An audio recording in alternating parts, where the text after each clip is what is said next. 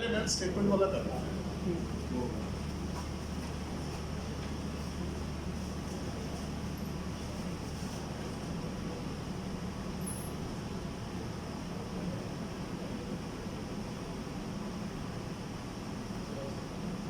इसके overall part सीखे होंगे, पर पहले मूवी ले लो, पहले बताओ।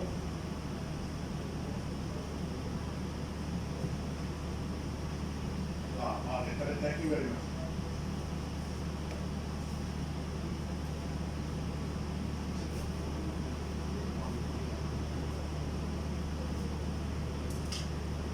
ये ओवरऑल जी पॉइंट्स पहले बिस्मिल्लाह करते हैं जी,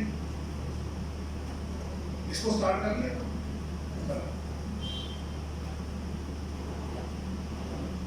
हाँ जी, ये पहला जी आपके सामने, पहले मैं आपको अपडेट कर दूंगा, फिर आप अपने क्वेश्चन जो है ना वो जरा बाद में रख लीजिएगा, क्योंकि बीच में अगर वो सीक्वेंस आप तोड़ेंगे तो वो सारा चेन आगे पीछे हो जाएगा। तो पहले मुझे बोलने दें, आप हो सकता है आपकी चीजें उसी में कवर हो जाए, जो रह जाएगी तो फिर आप उससे बाद में क्वेश्चन आंसर असाइनमेंट कर लीजिए। कोशिश तो मैंने की है कि कुछ रहे ना, लेकिन चूंकि इंसान हर तरह बंदा मुख्तलिफ तरह सोचता है, तो जो भी बचेगा वो क्वेश्चन आंसर सेशन में हम कर लेंगे। लेकिन पहला पॉइंट आपकी, ये 10 मेन पॉइंट्स हैं जो रिलेटेड है वेल्थ स्टेटमेंट से रिलेटेड। सबसे पहला जी एक्चुअल कॉस्ट कॉन्सेप्ट। आपने वेल्थ स्टेटमेंट जो बनानी है वो एक्चुअल कॉस्ट बेसिस पे बनानी है, उसको मार्केट वैल्यू के साथ कंपेयर नहीं करना। एक दो एग्जांपल में बना देता हूं, आपको आसान हो जाएगा। मैंने एक प्रॉपर्टी खरीदी आज से 5 साल पहले, अज्यूम कर रहा हूं मैंने डीएचए में प्रॉपर्टी खरीदी, उस वक्त थी वो 1 करोड़ रुपए की। एक प्लॉट लिया मैंने, अजम्पशन ले रहा हूं, आज 5 साल बाद वो प्लॉट हो गया 5 करोड़ रुपए का। अज्यूम कर रहा हूं मैं, वैल्यू बढ़ गई, 15 मिलियन का हो गया, 2 करोड़ का हो गया, 1 करोड़ से बढ़ के ऊपर चला गया। मेरी वेल्थ स्टेटमेंट में वो सिंपली 10 मिलियन पे ही अपीयर होगा, अनलेस मैं उसके ऊपर घर बना के या और कोई मजीद प्लॉट या और पार्ट एडिशनल ना खरीद लूं, अदरवाइज वो वही खड़ा है। तो पहला प्रिंसिपल क्या सामने आया कि wealth statement is always prepared on actual cost basis. बड़ा सिंपल सा फार्मूला है। अब दूसरा क्वेश्चन ये होगा कि ये लिखा कहां हुआ है। 116 सेक्शन ये कहता है कि आपने सब सेक्शन 1 जब पढ़ेंगे पहले assets and liabilities at the specified date, यानी अभी 30 जून 22 की रिटर्न्स फाइल हो रही है, तो जो आपके एसेट्स 30 जून 22 पे या लायबिलिटीज होंगी वो आपने उसके अंदर लिख ली। ज्वेलरी है, आपको पता रेट कहां से शुरू हुआ किधर आ गया। अगर ज्वेलरी भी मैंने 5 साल, हर तमाम एसेट्स एंड लायबिलिटीज को इसी तरह करना एक्चुअल कॉस्ट बेसिस पे। It has nothing to do with the fair market value, कम हो गई ज्यादा हो गई, आपका उससे कोई लेना देना नहीं। सो wealth statement is always prepared on actual cost basis. जबकि बैलेंस शीट अगर आप बिजनेस की बनाएंगे वहां ऐसे नहीं है, वहां स्टैंडर्ड कहते हैं आप वैल्यूएशन कर लें, कुछ ऐसे बढ़ जाते हैं कुछ कम हो जाते हैं, उसको आप इनकॉर्पोरेट करते हैं। हम जब ऑडिट करते हैं तो वो इंक्रीज डिक्रीज को बैलेंस शीट में हम इनकॉर्पोरेट करते हैं, but it has nothing to do with the wealth statement. पहला प्रिंसिपल। दूसरा भी आपको पता है, हर साल जैसे 2-3 साल हो रहे हैं, इंपोर्ट एंड एडिट की फैसिलिटी आपके पास अवेलेबल है।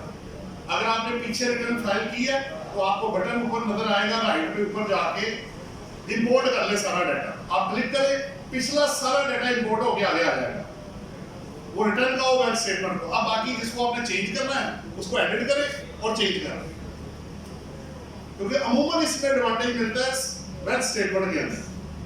अगर एसेट्स और लायबिलिटीज में कोई खास चेंज नहीं है तो वही वैल्यू आगे आ जाएगी, मुझे क्या प्रॉब्लम है। अब बार बार एक ही चीज रीड करते हैं तो मिलेगा क्या, वही सब कुछ है भाई। हाँ जहां चेंज आई है, प्रॉपर्टी निकल गई है, प्रॉपर्टी और आ गई है, लायबिलिटी और आ गई है, और एसेट्स आ गए हैं, वो आप चेंज कर लीजिएगा। लेकिन फीड करने से पहले या इंपोर्ट करने से पहले या करने के बाद आप अपनी कंप्यूटेशन जरूर बना लीजिएगा।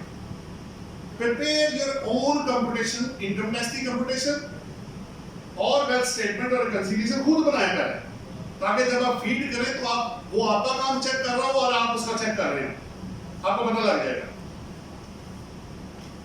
2 पॉइंट्स।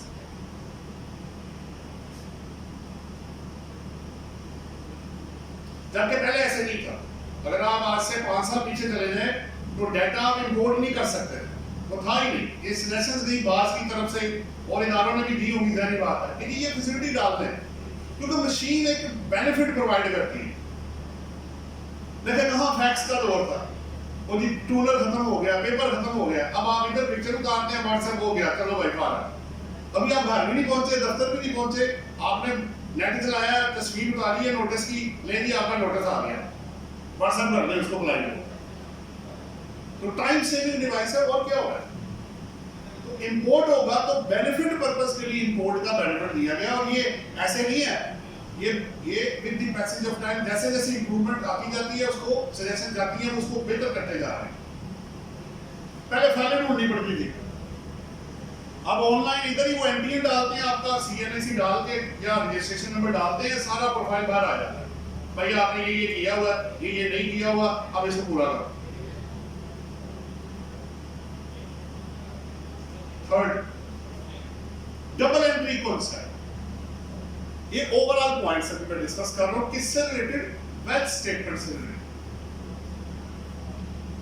मुझे याद है जब मैं सीए इंटर कर रहा था तो मेरी रिकंसिलिएशन अक्सर आउट हो जाती थी वेल्थ की, तो मैं फिर परेशान हो जाता था कि यार करना क्या है। तो मैं दुआ देता हूं अपने सीनियर को जिसने मुझे सिर्फ 15 मिनट में ये चीज सारी सिखाई, लेकिन पहले मेहनत करवाई हुई थी उन्होंने हमसे। उन्होंने मुझे बिठाया कि बेटा बात सुनो, आपको क्या मसला है। मैंने कहा जी रिकंसिलिएशन हर दफा आउट हो जाती है। कहता था ये बताओ तुम्हें डबल एंट्री आती है। मैंने कहा जी मैंने बुक कीपिंग अपने, उस वक्त तो मैनुअल ज्यादा होता था बुक कीपिंग, मैंने कहा जी मैनुअल सारा कुछ डबल एंट्री का मुझे आता है, बस ये भी डबल एंट्री है। जब उन्होंने ये कहा मैंने कहा ये कैसे होगी, कैसे डबल एंट्री। मैं आपको बताता हूं, आप एक ऐसा एंट्री करो, क्या एंट्री करोगे, पर्सनल घर खरीदा जी, घर डेबिट हो गया, हाउस टू कैश या बैंक क्रेडिट हो गया, डबल एंट्री। आपने लोन लिया है, बैंक टू कैश जो भी होगा, क्रेडिट आपका लोन हो जाएगा। कोई चीज पर्सनल एक्सपेंसेस की है, एक्सपेंसिव डेबिट कैश और बैंक क्रेडिट, कोई चीज डबल एंट्री के बगैर है ही नहीं। आप वो डबल एंट्री पूरी करते जाएं, कभी भी आपकी रिकंसिलिएशन आउट नहीं हो।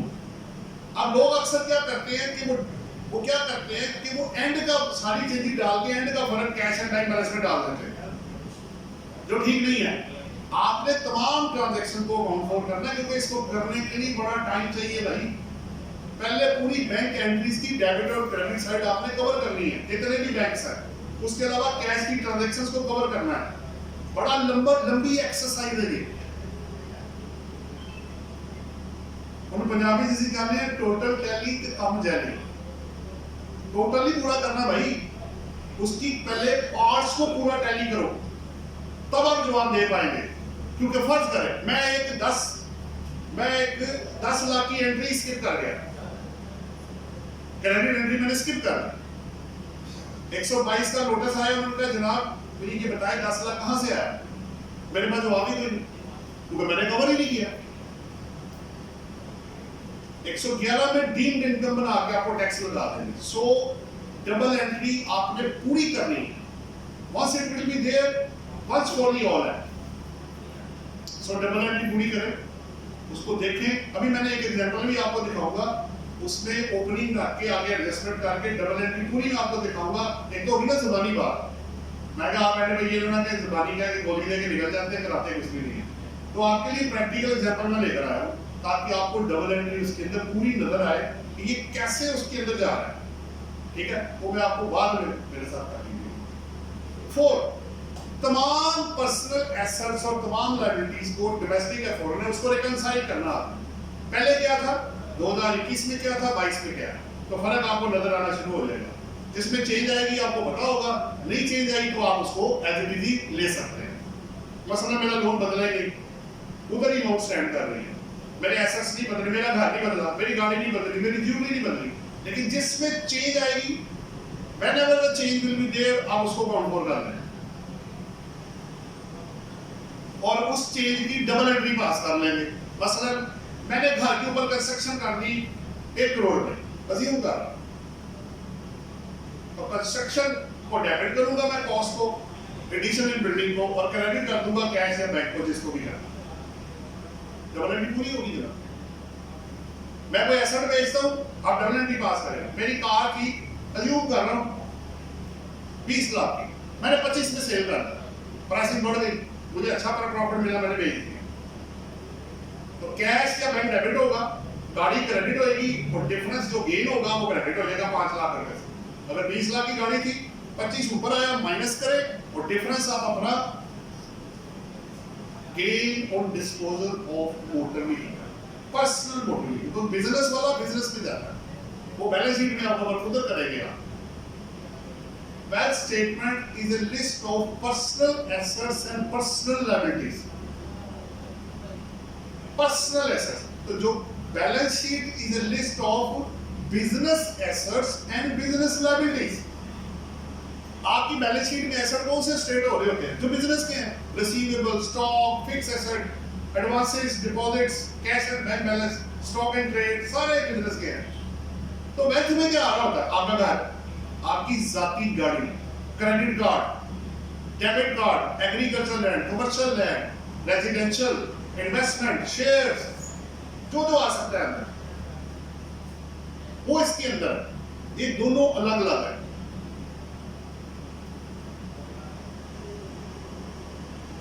आधा जवाब आपका 5वां भी कवर हो गया। डिफरेंस बिटवीन ए वेल्थ स्टेटमेंट एप्लीकेशन यूज हुआ है, balance sheet and statement file with election commission of Pakistan. Wealth statement तो मैंने आपको बता दिया, list of personal assets and personal liabilities, balance sheet list of business assets and business liabilities. अब इन दोनों में क्या फर्क है कि वेल्थ स्टेटमेंट ने एक्चुअल कॉस्ट पे आना है, और balance sheet may be prepared on cost और may be prepared some assets on revalued basis and some on actual cost basis. अगर आप रिवैल्यूएशन नहीं करवाना चाहते, ना करवाएं। आखिरी क्या, इलेक्शन कमीशन ऑफ पाकिस्तान को जब ये इलेक्शन कंटेस्ट होते हैं तो उससे पहले एसेट्स एंड लायबिलिटीज एक कंटेस्टेंट ने बना के देने होते हैं। वो जाते हैं जिस डेट पे आप रिपोर्ट करेंगे उस डेट की फेयर मार्केट वैल्यू,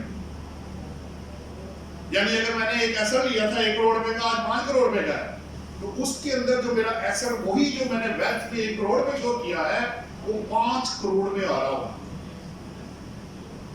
इसका ये मतलब नहीं है कि मैंने 5 करोड़ खर्च किया, खर्च मैंने 1 करोड़ ही किया, मार्केट में वैल्यू नहीं हो गई, ताकि वो आपकी वर्थ चेक कर सके कि इसकी कैपेसिटी कितनी है इस बंदे की। छठा, discussion on foreign currency and account, foreign currency account and other foreign assets conversion. Principle वही है, अगर आप इसकी वो समंदर की तय को नापना शुरू करोगे तो बहुत ही खाते रहोगे। देखना ये है कि भाई इसका मेन प्रिंसिपल क्या है। जो प्रिंसिपल पाकिस्तान बेस या लोकल एसेट्स का है, वही प्रिंसिपल आपने फॉरेन एसेट्स का यूज करना है, दैट्स ऑल। और वो क्या है, क्या बताया आपको, क्या बताया जी, कॉस्ट किस बेस पे बनाना है, एक्चुअल, वो भी उधर भी वही है, सेम प्रिंसिपल है। एक एग्जांपल बना लेते हैं। मैंने यूके में 2018 में एक अपार्टमेंट खरीदा 1 लाख रियाल से, अज्यूम कर रहा हूं मैं, और उस वक्त रेट था, अज्यूम कर रहा हूं 10 रुपए, मैं अज्यूम कर रहा हूं 1 लाख मल्टीप्लाई बाय 10 कितना हो गया जी, 10 लाख रुपए। मेरी वेल्थ में आज भी वो 10 लाख रुपए पे ही स्टैंड कर रहा होगा, दैट्स ऑल। उसको आज का रेट नहीं लगाना कन्वर्जन का, क्योंकि इसका प्रिंसिपल क्या है, एक्चुअल कॉस्ट बेसिस। अच्छा, आप कहते हैं जी मैं नहीं मानता ये बात, मैंने चेंज करना है, तो फिर हर साल तो आप रेट ही चेंज करते रहेंगे, कभी वो ऊपर जा रहा है, कभी नीचे आ रहा है, कभी ऊपर जा रहा है, कभी नीचे आ रहा है। आप करेंगे क्या, आपकी हर दफा वेल्थ स्टेटमेंट ही डिफरेंट हुआ करेगी एक्चुअल की बेस पे नहीं, रेट की वेरिएशन की वजह।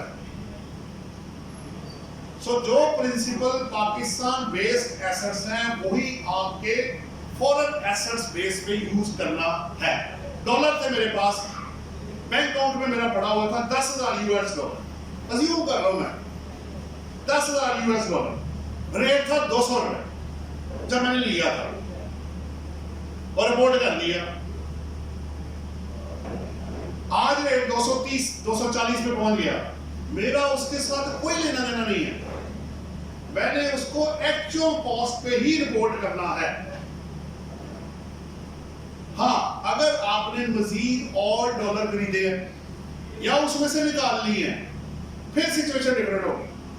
फिर जो आप निकालेंगे, मसलन मैंने खरीदा था जब रेट था 200 रुपए का, मुझे मिल गया 230 रुपए, 30 रुपए का गेन अब आप रिकॉर्ड कर सकते हैं क्योंकि तो एक्चुअल है, वैल्यूएशन की वजह से नहीं आया। मैंने बाकी डॉलर निकाले, जितने भी डॉलर मैंने निकाले, मैंने कन्वर्ट कर दिया रुपीस में। मैंने खरीदा था 200 रुपए के हिसाब से, मुझे मिल गया 230 रुपए पर डॉलर। तो जितने डॉलर आप बेचेंगे उसको 30 से मल्टीप्लाई करें तो जनाब गेन या लॉस होगी। इट में कौन आइदर साइड, गेन भी हो सकता है, लॉस भी हो सकता है, और हो सकता है ये बराबर हो जाए। आपने 200 में खरीदा, 200 में कन्वर्जन हो रही है, then there will be no gain no loss.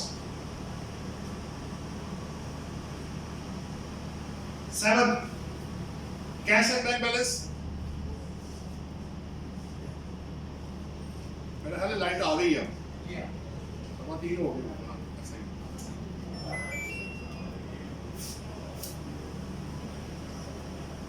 अब आपने जैसे मैंने बताया हर आइटम की रिकंसिलिएशन बनानी है, लैंड, बिल्डिंग, प्लांट एंड जो कुछ भी आपका आ रहा है सबको रिकंसाइल आपने करना है, डिफरेंस को पता लग जाएगा आपको। और ultimately cash and bank balance भी आपने उसका अकाउंट बनाना है, और जब क्लोजिंग बैलेंस होगा उसको ही आपने बैंक स्टेटमेंट के अंदर रिपोर्ट करना है। क्वेश्चन आप अपने नोट कर लीजिएगा, इंशाल्लाह ताला फिर बाद में मैं उसको एंटरटेन करूंगा।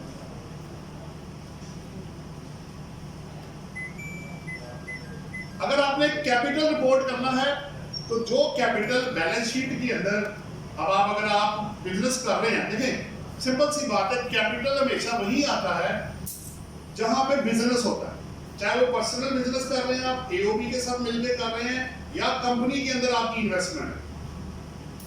कैपिटल आता ही तब है, अदरवाइज कैपिटल कहां से आएगा, वो तो है ही नहीं। तो जो भी कैपिटल आपका है जो बैलेंस शीट के अंदर आ रहा है, जो आपका हिस्सा बनता है, अगर आप प्रोप्राइटर हैं तो सारा कैपिटल आपका है, तो उसमें क्या हुआ होगा, ओपनिंग कैपिटल, प्रॉफिट या loss LS, drawings LS, further capital LS करके, तो क्लोजिंग कैपिटल आपके पास जो आएगा वो आपने अपनी बैलेंस शीट में वो पेएबल है और बैंक स्टेटमेंट में आपका रिसीवेबल है, वही मैंने शो करना है और वो टैली होना चाहिए आपस में। इसी तरह मेरे शेयर अगर एक कंपनी में है तो जितने शेयर जो मेरे पेबल शो कर रहा है वो मेरी वेल्थ में एज ए रिस्क, भाई अगर कुछ देने वाला है तो वो लेने वाला भी तो एग्जिस्ट करता होगा कि जिन भूत आ गए जिन्होंने पैसे लेने हैं मुझसे। अगर किसी ने मुझे पैसे लिए हैं तो वापस भी तो जैसे मैंने लिए थे उसी तरह वापस भी करने हैं मैंने उसको। 9 नंबर वेल्थ रिकंसिलिएशन के अंदर अदर्स का दोनों तरफ इनफ्लोज और आउटफ्लोज में अदर्स का ड्रॉ बनी हुई है, उसके साथ प्लस का बटन नहीं लगाया गया। 5 साल तो मुझे हो गया कहते हुए, मुझे उम्मीद है कभी ना कभी तो वो आ ही जाएगा प्लस। हमने कहा उसमें प्लस का बटन दे दें ताकि उसको कल को देखना, अगर मैंने वहां 2 करोड़ लिख दिया तो टैक्स ऑफिसर भी अपनी जगह पे ठीक है, वो कहेगा जनाब ये 2 करोड़ कहां से आ गया। तो जिस तरह आपने बैंक्स में बाकी डिटेलों में प्रॉपर्टीज में प्लस लिखा हुआ है, इसके साथ भी प्लस दे दे ताकि वो बंदा लिख सके कि ये क्या है। अच्छा आप लिखे ही कुछ नहीं तो क्या करेगा वो, आपसे पूछेगा भाई ये क्या है, और अगर आप एक्सप्लेन नहीं कर पाएंगे तो अमेंडमेंट एंड असेसमेंट करके तो आपको डीम्ड इनकम बना के या उसको टैक्स लग जाएगा।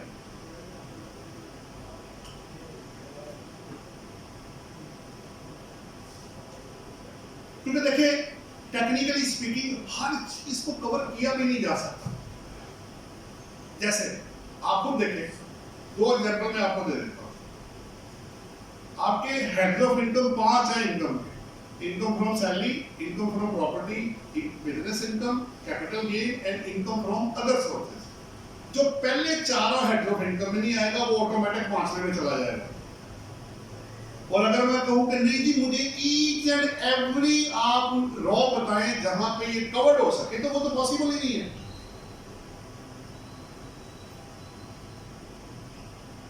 तो सारी ट्रांजैक्शन को कवर करना प्रैक्टिकली पॉसिबल नहीं था, इसलिए अदर्स बनाया गया।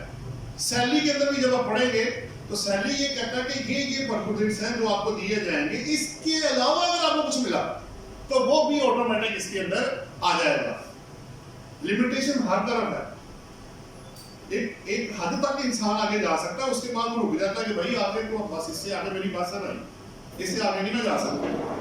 ये खुदा ही है जिसके पास अनलिमिटेड पावर है, बंदे के पास नहीं है। बंदा तो लिमिटेड है। आपका अगर किसी प्लाजे में दफ्तर है तो शायद आप उस प्लाजे में उस फ्लोर में जितने लोग हैं आप उनको नहीं जानते होंगे। दुनिया तो बहुत बड़ी चीज है, सारी चीजों को कवर करना इतना आसान काम नहीं है, इसलिए अदर्स का रो मजबूरन रखनी पड़ती है। लेकिन साथ अगर प्लस आ जाए, सजेशन सिर्फ ये है तो दोनों तरफ आसानी हो जाएगी। आखिरी जी इसका ओवरऑल ये बड़ा इंपॉर्टेंट है जी, क्योंकि कुछ लोगों के रिलेटिव दोस्त वगैरह फैमिलीज वगैरह बाहर होती है, बाहर से पैसे भेजते हैं तो वहां आगे ना बंदा फंसा होता है।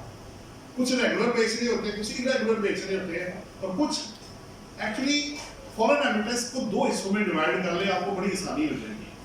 एक एक्सप्लेनेबल और एक नॉन एक्सप्लेनेबल। जो एक्सप्लेनेबल है उसकी 3-4 चीजें पूरी करें, जितना मर्जी पैसा पाकिस्तान में ले आए, अनलिमिटेड। मसलन मेरे फादर अगर बाहर है, उन्होंने कहा बेटा मैंने बड़ा कारोबार किया है, बड़ा पैसा पड़ा हुआ है, अब मैं चाहता हूं कि ये सारा पैसा पाकिस्तान में आ जाए। उसके लिए उन्होंने रोशन डिजिटल अकाउंट भी दे दिया, आपको पता होगा, आसान कर दिया।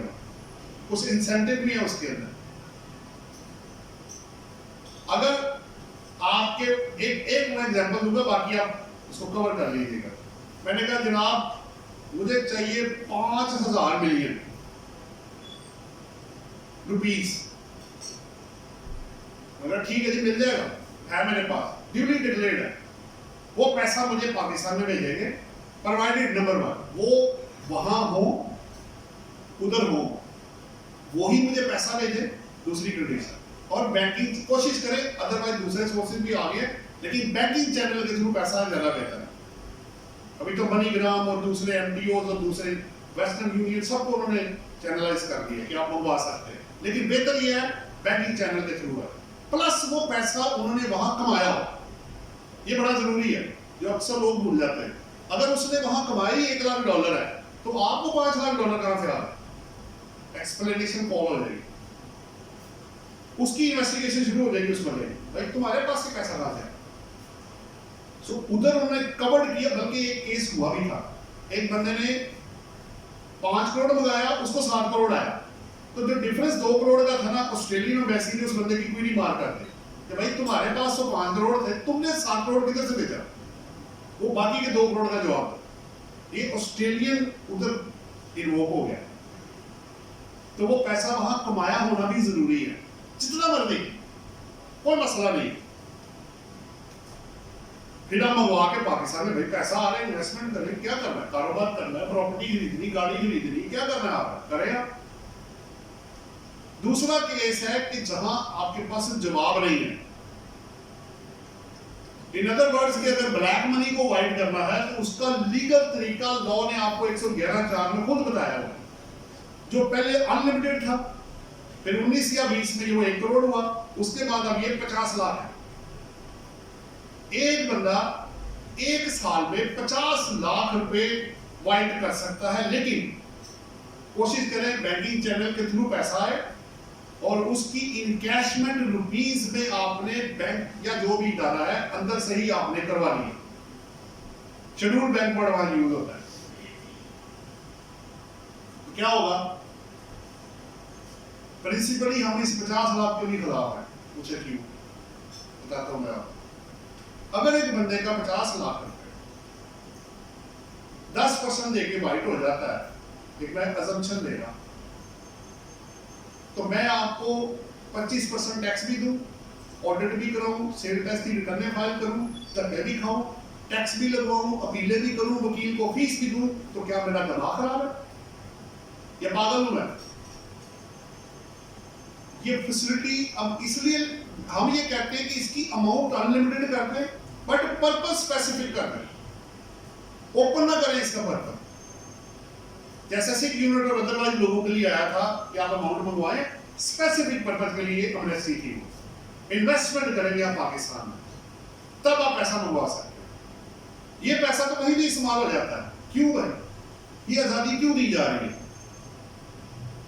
अब आगे से आर्गुमेंट ये है कि यार थोड़ा बहुत अब आता है वो भी बंद हो जाएगा, क्योंकि इसका मतलब ये है कि आपने प्रिंसिपली ये सेट कर लिया है कि आपकी ब्लैक मार्केट आपकी व्हाइट मार्केट को ओवरराइड करती है, और आप उसको मौका दे रहे हैं पूरा, यार तुम कर लो भाई। असल में बात ये, क्योंकि सिस्टम अभी आपका इतना स्ट्रॉन्ग नहीं है, लेकिन विद द पैसेज ऑफ आप देखें पाबंदियां और लिमिटेशन रिस्ट्रिक्शन लगनी शुरू हो गई। आपकी गाड़ी रिपोर्ट हो रही है पोर्टल पे, आपका घर रिपोर्ट हो रहा है, आपके टैक्सी जो कट रहे हैं रिपोर्ट हो रहे हैं, इंपोर्ट एक्सपोर्ट बैंक एंट्रीज सब आ गई हैं MIS और इंफॉर्मेशन FBR के ऊपर मैंने लिखा भी हुआ। अब जब आप रिटर्न फाइल करें अपनी या किसी की, तो MIS सिस्टम में जाके और प्लस इंफॉर्मेशन जो FBR है वहां जाके चेक कर लीजिएगा कि क्या क्या रिपोर्ट हुआ है। अगर वो आपने कवर ना किया तो कल को 122 सेक्शन सीधा लगेगा, लग चुका लोगों को, कई लोगों को पकड़ा उन्होंने उसी में से कि भाई प्रॉपर्टी आपने खरीदी, रिपोर्ट नहीं की, आपने किधर गई? उसी ने बताया उस सिस्टम में, टैक्स पेयर ने कुछ नहीं किया। तो वो लिंक हो गया सिस्टम के साथ, बैठे ही पता लग जाता है कि इसके पास क्या आ रहा है। और दूसरा पॉइंट बड़ा ही इंपॉर्टेंट है, ये तो फॉरेन रेमिटेंस का मैंने आपसे डिक्लेयर्ड और अनडिक्लेयर्ड दोनों कर ली, उसी में जो अभी आखिरी आप पॉइंट है, अगर आपको विरासत या गिफ्ट में या लिक्विडेशन ऑफ कंपनी है या AOP खत्म होती है, अब वो एसेट्स आ जाते हैं। अमूमन विरासत में जब एसेट आ जाता है, आपके वाला साहब की ऑब्वियसली आपको पता है विरासत डेथ के बाद होती है, डेथ से पहले गिफ्ट है या सेल परचेज है, और विरासत आपकी इनहेरिटेंस डेथ के बाद एक्सरसाइज होती है, ये आपको पता है। जिंदगी में नहीं होती, लिख देते हैं आप वसीयत, लेकिन एक्सरसाइज डेथ के बाद। डेथ होगी एक बंदे की, एसेट ट्रांसफर हो गया, बच्चे के पास आ गया। बड़ी इंपॉर्टेंट अमेंडमेंट किया उन्होंने इस तरह, मतलब एक बच्चे को विरासत में एसेट आ गया, से घर आ गया, अकेले बेटा सारा उसके पास आ गया, अज्यूम कर रहा हूं। वालिद साहब ने खरीदा था 2011 में, डेथ हुई 2022 में, और 22 में इसके पास एसेट ट्रांसफर हो गया। अगर ये कल को एसेट बेचता है, असल पॉइंट उधर, ये कहता है जनाब पुराना घर है, मुझे नहीं पसंद, कोई 100 बहाने लगा देता है, मेरे बच्चे खुश नहीं है, मैं बेचने लगा, मैंने सोसाइटी में जाना, उसको एकदम से 5 करोड़ रुपए मिल गए। प्रॉपर्टी का आपको पता वैल्यू बहुत ज्यादा है, 5 करोड़ इकट्ठे ही आया। अब मैंने लेस क्या करना है, क्योंकि मुझे तो इस साल में मिला है 5 करोड़ का गेन आ गया, मुझे तो टैक्स ही बहुत ज्यादा पड़ जाएगा। तो पहले क्या था कि जिस वक्त आया उसकी फेयर मार्केट वैल्यू आपने उस वक्त वाली लेस करनी है। पहले ये था 22 था, जीरो गेन आता था, अब ऐसे नहीं है, बदल गया लॉ। अब उसने कहा जो कॉस्ट आपके वालिद साहब को पड़ी थी 2011 में, और उसके बाद अगर कोई कॉस्ट नहीं पड़ी, फर्ज करें उन्होंने लिया था, अज्यूम कर लेते 2 करोड़ रुपए का लिया था, वो 2 करोड़ रुपया रेसिपिएंट की कॉस्ट बनेगी, और 5 करोड़ में से 2 करोड़ लेस करके 3 करोड़ के ऊपर टैक्स लगेगा आपको। तो वो जो पहले फेयर मार्केट वैल्यू का कॉन्सेप्ट था ना, वो खत्म हो गया फ्रॉम 1 जुलाई 2023 से 22 वाले में। ये आपके 10 पॉइंट थे ओवरऑल जो इससे बिलोंग करते हैं। अब वेल्थ स्टेटमेंट के नेक्स्ट है, इसमें 5 चीजें जी मेन, एक पर्सनल एक्सपेंसेस स्टेटमेंट है नंबर 1, पहले जरा देख लें क्या है। दूसरा इलेक्ट्रॉनिक वेल्थ स्टेटमेंट है विद फॉरेन एसेट्स है। ऊपर जो पर्सनल एक्सपेंसेस है वो विदाउट पर्सनल एक्सपेंसेस फॉरेन के, क्यों? क्योंकि उसके अलग से एक्सपेंसेस उनकी अपनी स्टेटमेंट होती है उसमें। तीसरा आपका वेल्थ रिकंसिलिएशन है, चौथा प्रैक्टिकल केस है और पांचवा एप्लीकेशन ऑफ अदर सेक्शन है, वो बाद में हम देखेंगे। अब इसका ना आपको पर्सनल एक्सपेंसेस का वो फोल्डर, उसका जो रिटर्न वाला ना वो भी खोल लो, इसको फिर ज्यादा बेहतर समझ आएगा। नीचे वाला होगा, नीचे नीचे, हाँ ये नीचे में है रिटर्न, ये नीचे दूसरा नंबर ये इसमें पर्सनल एक्सपेंसेस जो है ना वो निकालो और साइड अगर जितना मैक्सिमम हो सकेगा कर देना। पहले किया हुआ मेरा ख्याल ये नहीं था, पीछे पीछे पीछे ऊपर ये इसका साइज देखो जरा, और अगर बड़ा हो जाए तो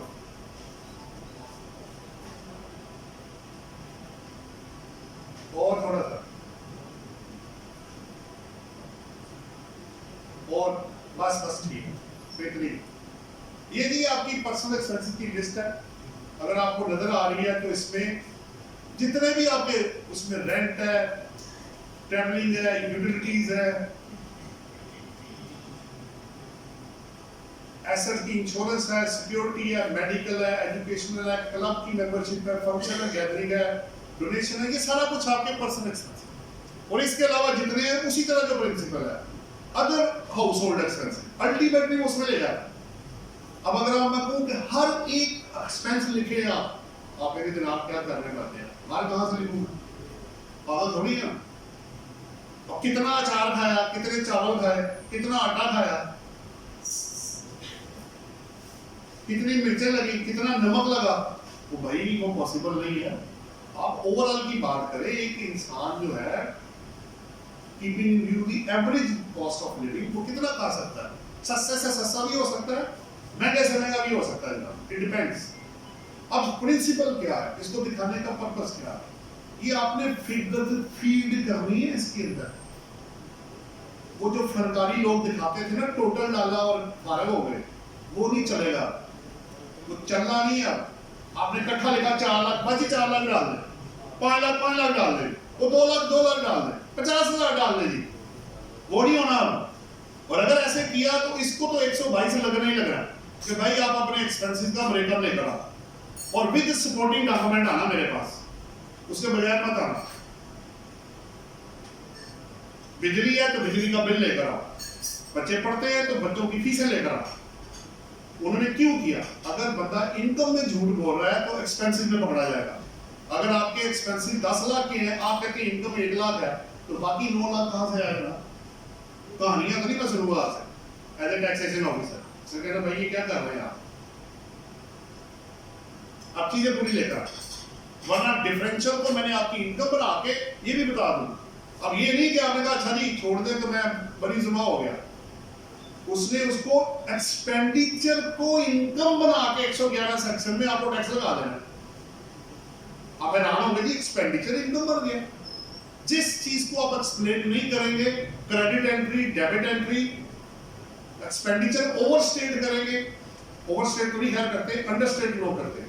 ओवरस्टेट करेंगे तो अपना नुकसान कर रहे होंगे आप, अंडरस्टेट करके व्हाइट मनी ज्यादा रख रहे होते हैं। और अगर ये प्रूव हो जाता है तो 111, उन्होंने 111 सेक्शन रखा है इसलिए हुआ अनएक्सप्लेन्ड इनकम एंड एसेट्स। अगर आप गौर करें ना तो चीजें जनरेट होती यहां से, इनकम होगी तो खर्चा होगा, इनकम होगी तो एसेट होगा, एसेट आया तो कोई इनकम थी तो एसेट आया।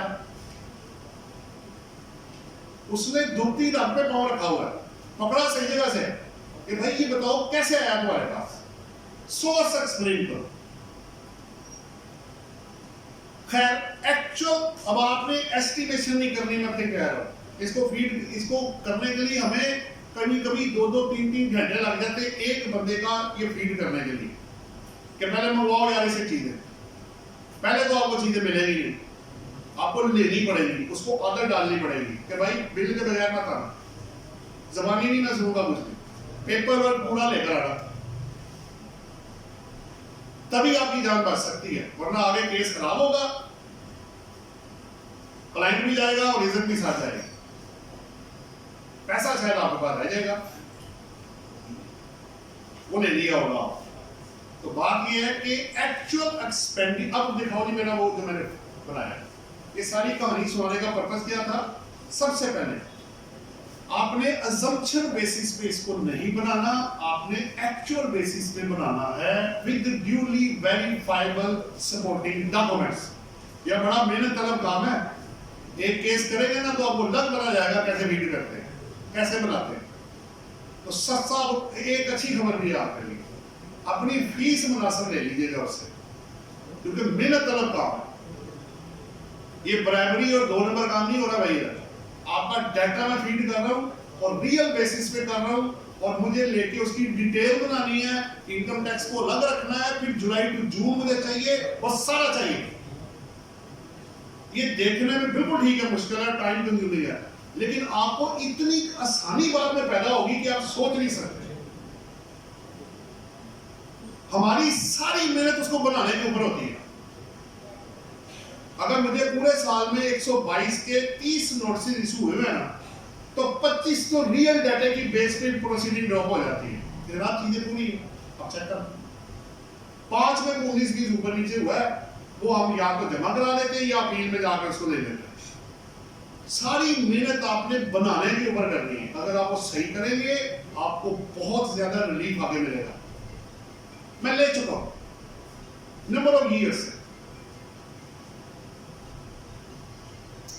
आपने किस किस के खर्चे डालने हैं, अपने और अपने डिपेंडेंट्स, चाहे वो बच्चे हैं।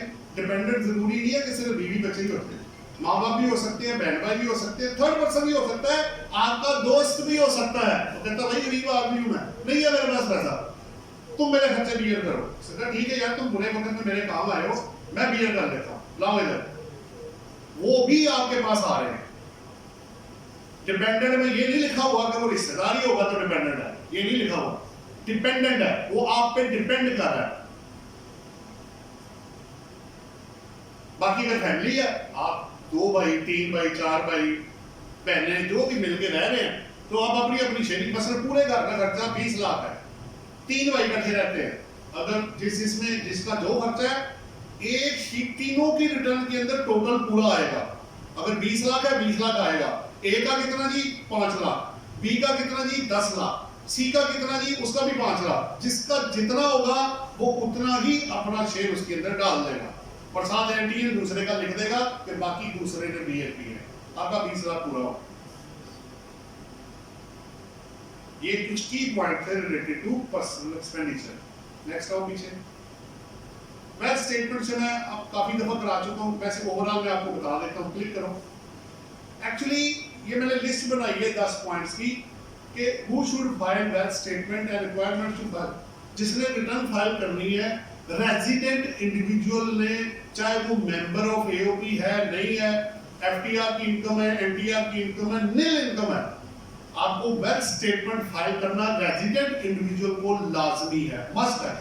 बल्कि उसके बगैर रिटर्न आगे जाती नहीं। अगर आप रिटर्न फीड करके फाइल करने की कोशिश करेंगे ना, एक रेड लाइन आ जाएगी, काइंडली पहले फिल करें रेलेवेंट बॉक्सेस सारे, तभी रिटर्न आगे जाएगी। तो लोग भी पहले फंगारियां दिखाते थे ना, जब अलग अलग था, वो रिटर्न पहले फाइल कर देते थे, वेल्थ स्टेटमेंट फाइल ही नहीं करते थे, रिटर्न चली जाती थी। उन्होंने उल्टा कर लिया, उन्होंने कहा वेल्थ स्टेटमेंट साथ आएगी तो फिर आप नहीं, पहले नहीं, अब चूंकि एक्नॉलेजमेंट एक ही है, अब अलग नहीं है वेल्थ स्टेटमेंट। अब आपको वेल्थ स्टेटमेंट की एक्नॉलेजमेंट अलग नहीं मिलेगी, जो रिटर्न आप फाइल करेंगे उसी की जो एक्नॉलेजमेंट होगी वो इंक्लूडिंग वेल्थ स्टेटमेंट है। हाँ, अगर आप रिवाइज वेल्थ स्टेटमेंट करेंगे उसकी एक्नॉलेजमेंट अलग है, वो इसके अंदर नहीं है। तो ये भी आपने ज़हन में रखना है कि वेल्थ स्टेटमेंट रेजिडेंट इंडिविजुअल को फाइल करना लाजमी है।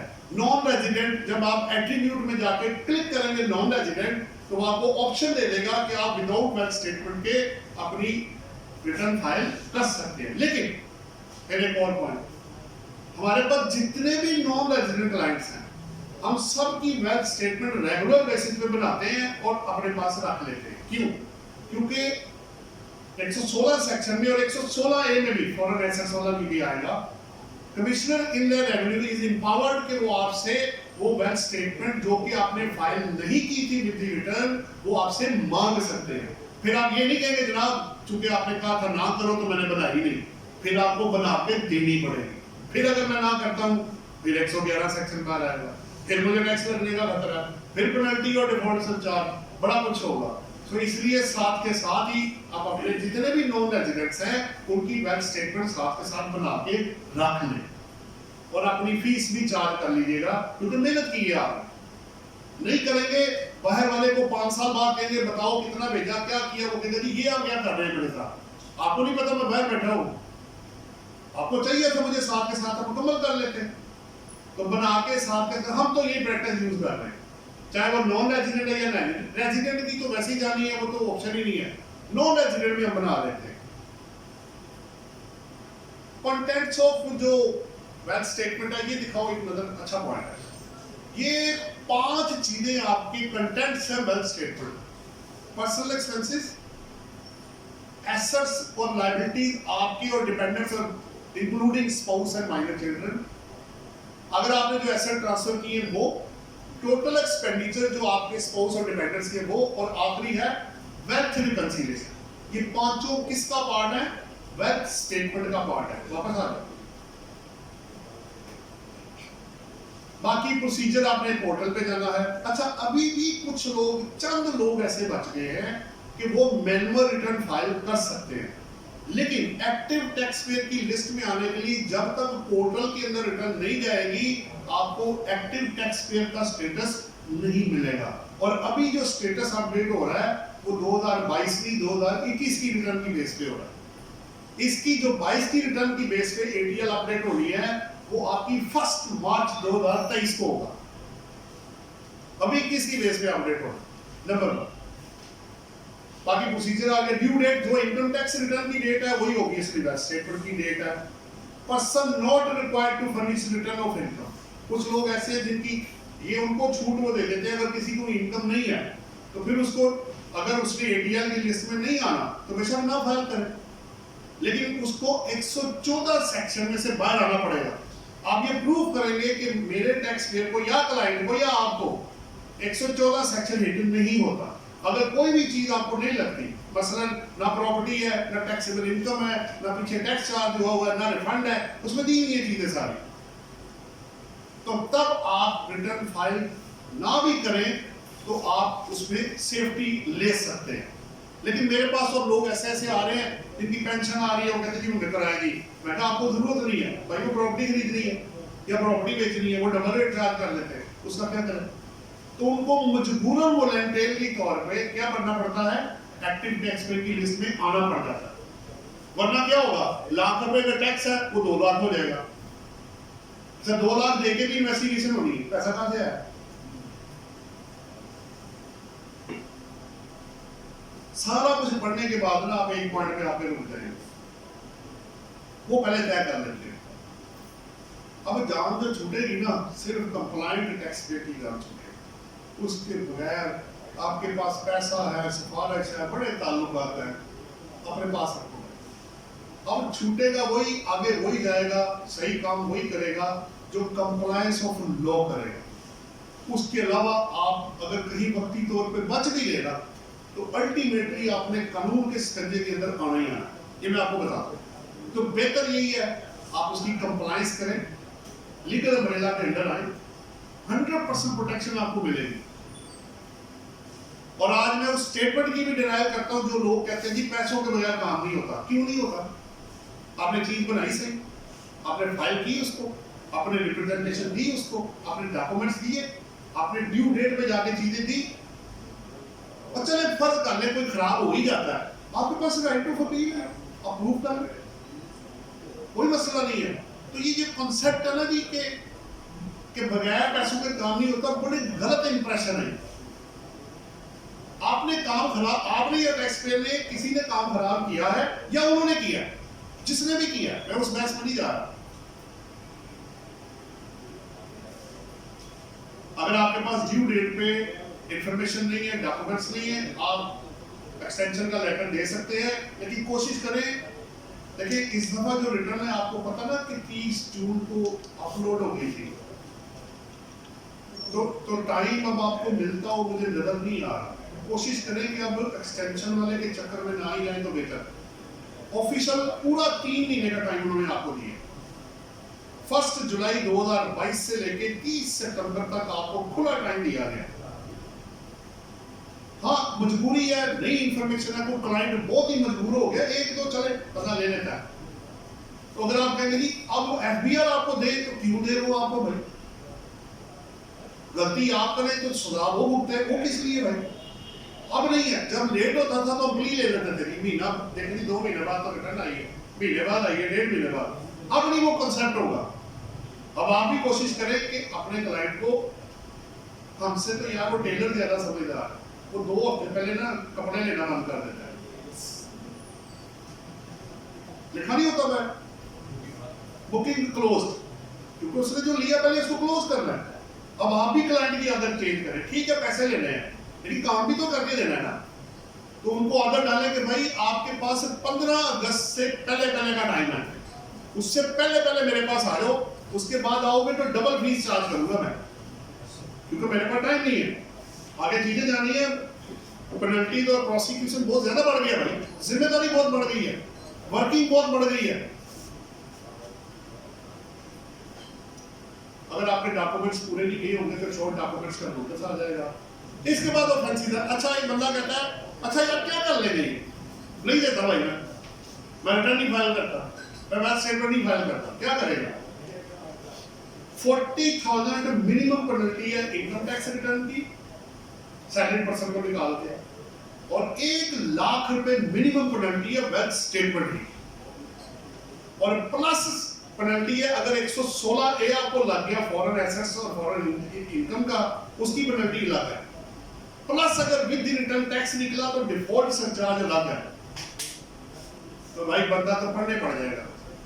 तो तुम्हारी मेहरबानी उतनी तो शायद आपने फीस नहीं लेनी जिसको जितनी उसको पेनल्टी पड़ जानी है।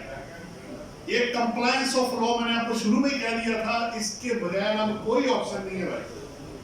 There is no way to run, चोर रास्ता कोई नहीं भाई भागने का।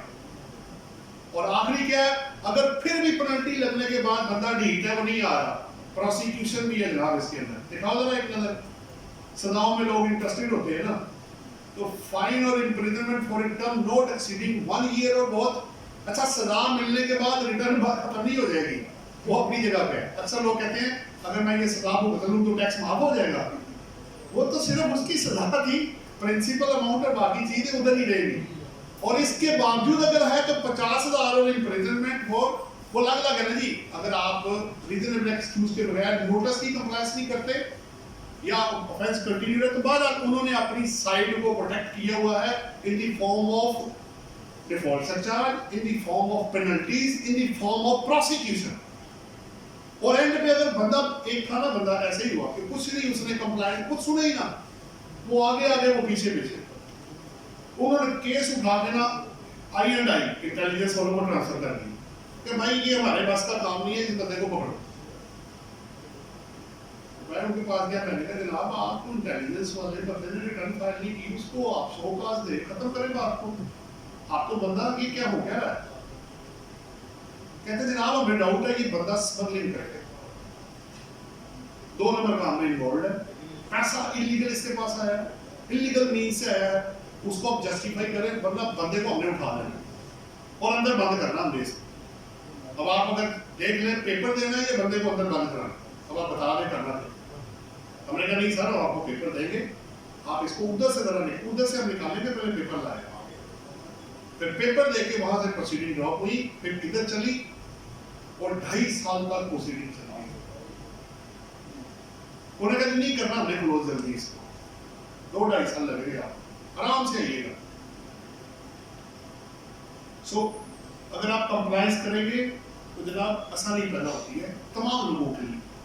पर ये कुछ पॉइंट्स थे जो इसके में जो एडिशनल है ना, वो मैं आपको बाद में प्रैक्टिकल केस मेरा ख्याल है आप पहले करना चाहेंगे या मैं रिटर्न पहले आपको कुछ उसके पॉइंट्स पहले कराऊंगा, जैसे आप कहेंगे। रिटर्न के बाद रख लें, रिटर्न निकालो दिया,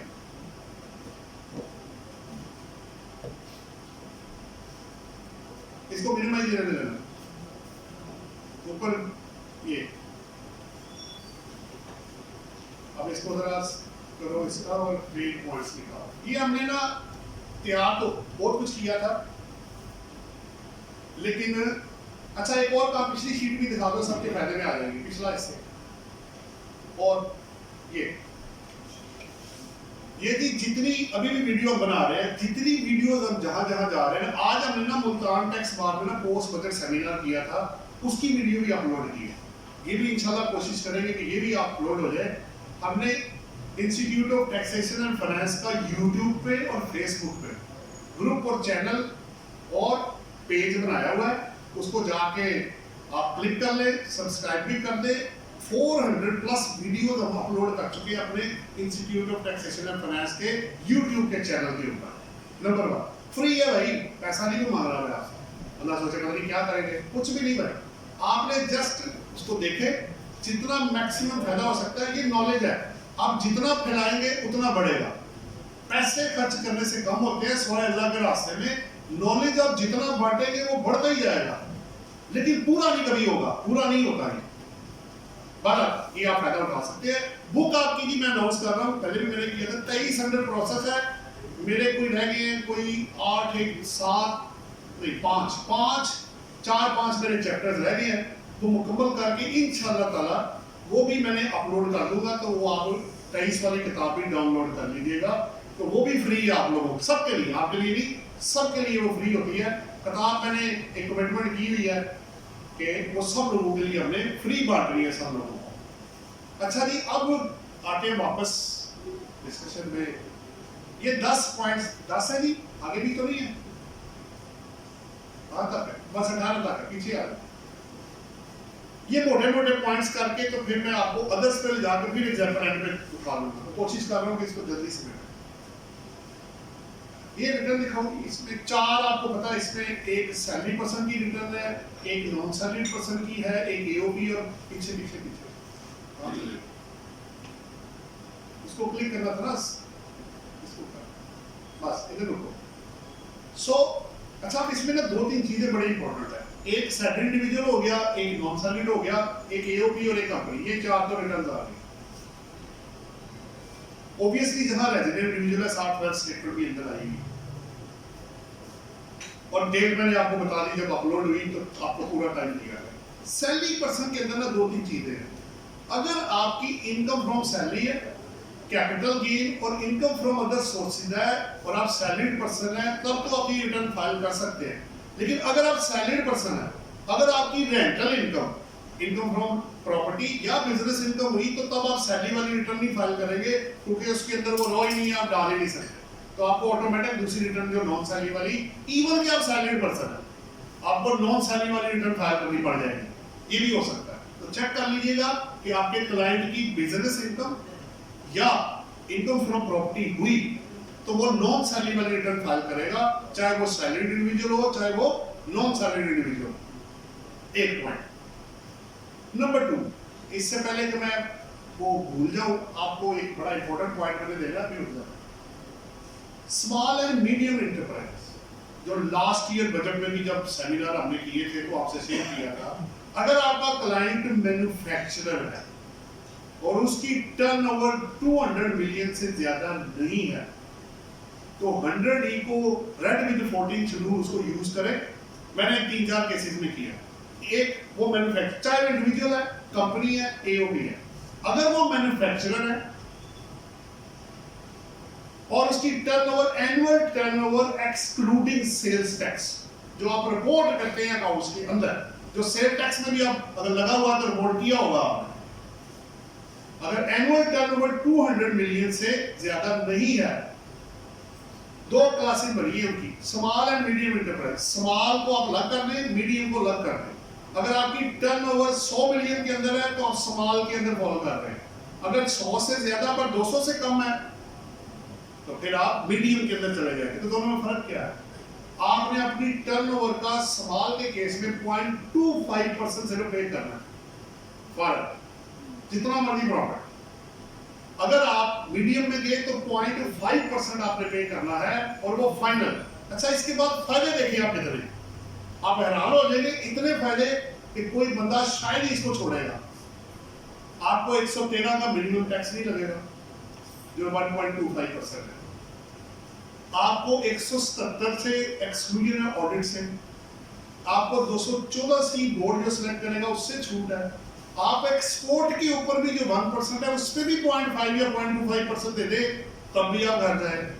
आपकी सप्लाईज में अगर टैक्स कटा हुआ है 4.5% या 4%, उसका भी क्रेडिट आप ले लें, फायदे ही फायदे जनाब। लेकिन अभी तक एसएमई की रिटर्न अपलोड नहीं हुई, ये जरा ध्यान में रखिएगा, अभी तक नहीं हुआ है, वो आएगी इंशाल्लाह ताला। और आप, अच्छा इसमें एक और भी चीज है, इसकी ऑप्शन आपको एक्सरसाइज करनी पड़ेगी कि मैं एसएमई की रिटर्न फाइल करना चाहता हूं, और 3 साल से पहले आप इसमें से बाहर नहीं निकलेंगे। अगर ये आपने अडॉप्ट कर लिया तो हर साल लगातार 3 साल, 22 में मैंने लिया, 23 में भी आएगा और 24 में भी आएगा, 3 साल तक, अनलेस लॉ आगे बदलना है, ये मैं नहीं कह सकता, लेकिन उसमें 3 साल का ऑप्शन आपके पास है। तो एक बहुत बड़ा बेनिफिट है, इतना बड़ा बेनिफिट कि आपकी सोच है कि नॉमिनल सा टैक्स देके ये क्यों था, ये कोरोना वायरस की वजह से सबसे ज्यादा इफेक्ट ही कौन हुए थे, स्मॉल एंड मीडियम वाले, ये उनके बेनिफिट के लिए दिया गया। वैसे तो सारे लोग हुकूमतों के खिलाफ बोलते हैं, इस पॉइंट में मैंने उनको फेवर दी।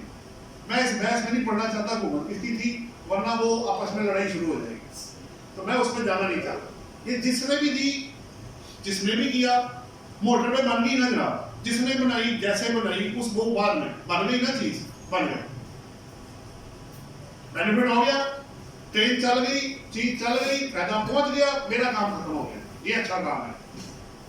बाकी नेगेटिव के लिए बड़े सारे लोग होते हैं, हमारा बहुत कुछ अवेलेबल है कहने को, तो मुझे जरूरत नहीं है कुछ कहने की, मैं पॉजिटिव चीज आपको दे रहा हूं। सो अपनी या अपने क्लाइंट में आप ये बेनिफिट उठाइएगा जरूर, और ना करने वाला मेरे नजदीक तो बहुत बड़ा बेवकूफ होगा जो इसको बेनिफिट को ना अवेल करे। मैंने 3 केसेस में किए, बाकी क्वेश्चन आप रख लीजिएगा, बाद में देखते हैं।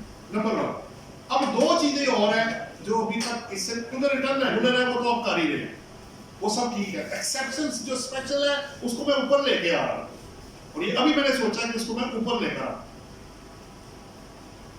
इस दफा आपको पता 2 चीजें नहीं और आई हैं, डीम्ड इनकम पे टैक्स 7E का और कैपिटल वैल्यू टैक्स 1% वाला। तो मैं चाहता हूं कि उसको हम पहले कर लें, क्योंकि रेगुलर वाले तो आप कर ही लेंगे, मुझे पता है वो आप मेरे साथ शेयर करते रहेंगे, हो जाएगा। नई चीज को ऊपर लेके आना है आपने, जरा वो बैच वाला वापस लाओ और उसमें जाके वो मुझे चेक करके बताओ।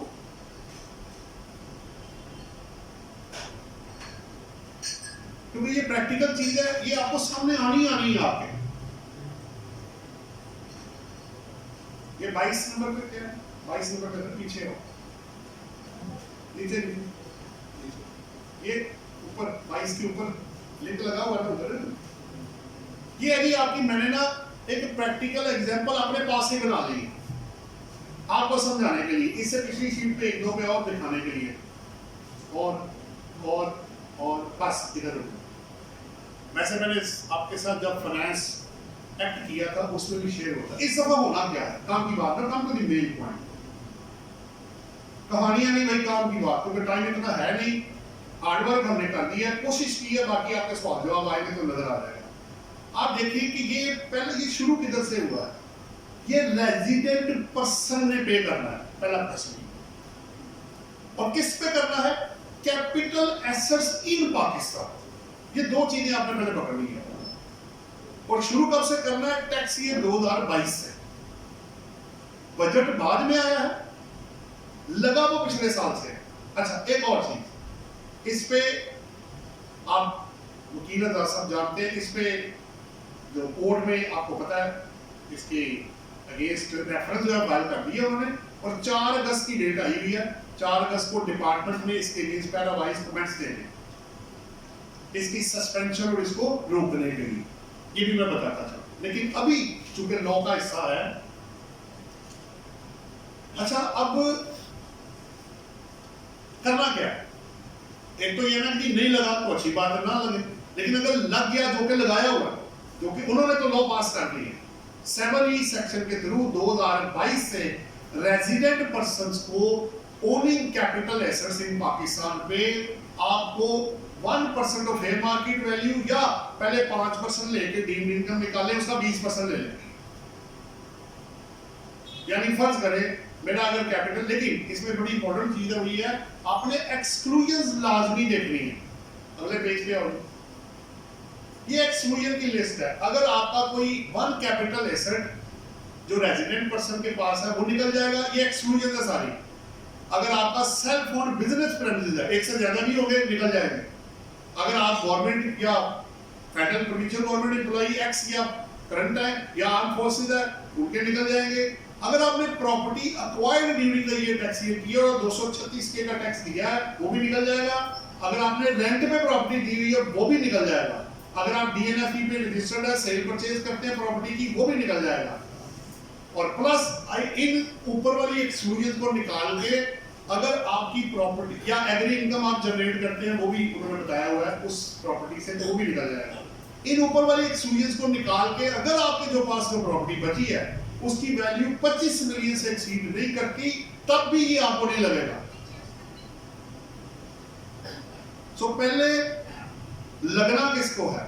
रेजिडेंट पर्सन की बात हो गई। किस पे लगना है? Assets, capital asset held in Pakistan, यानी इसका मतलब है फॉरेन एसेट्स तो निकल गए और कैपिटल एसेट के अलावा जो एसेट है वो भी निकल गए, जैसे stocks, share, cash and bank balance, property, in property की सिर्फ बात हो रही है।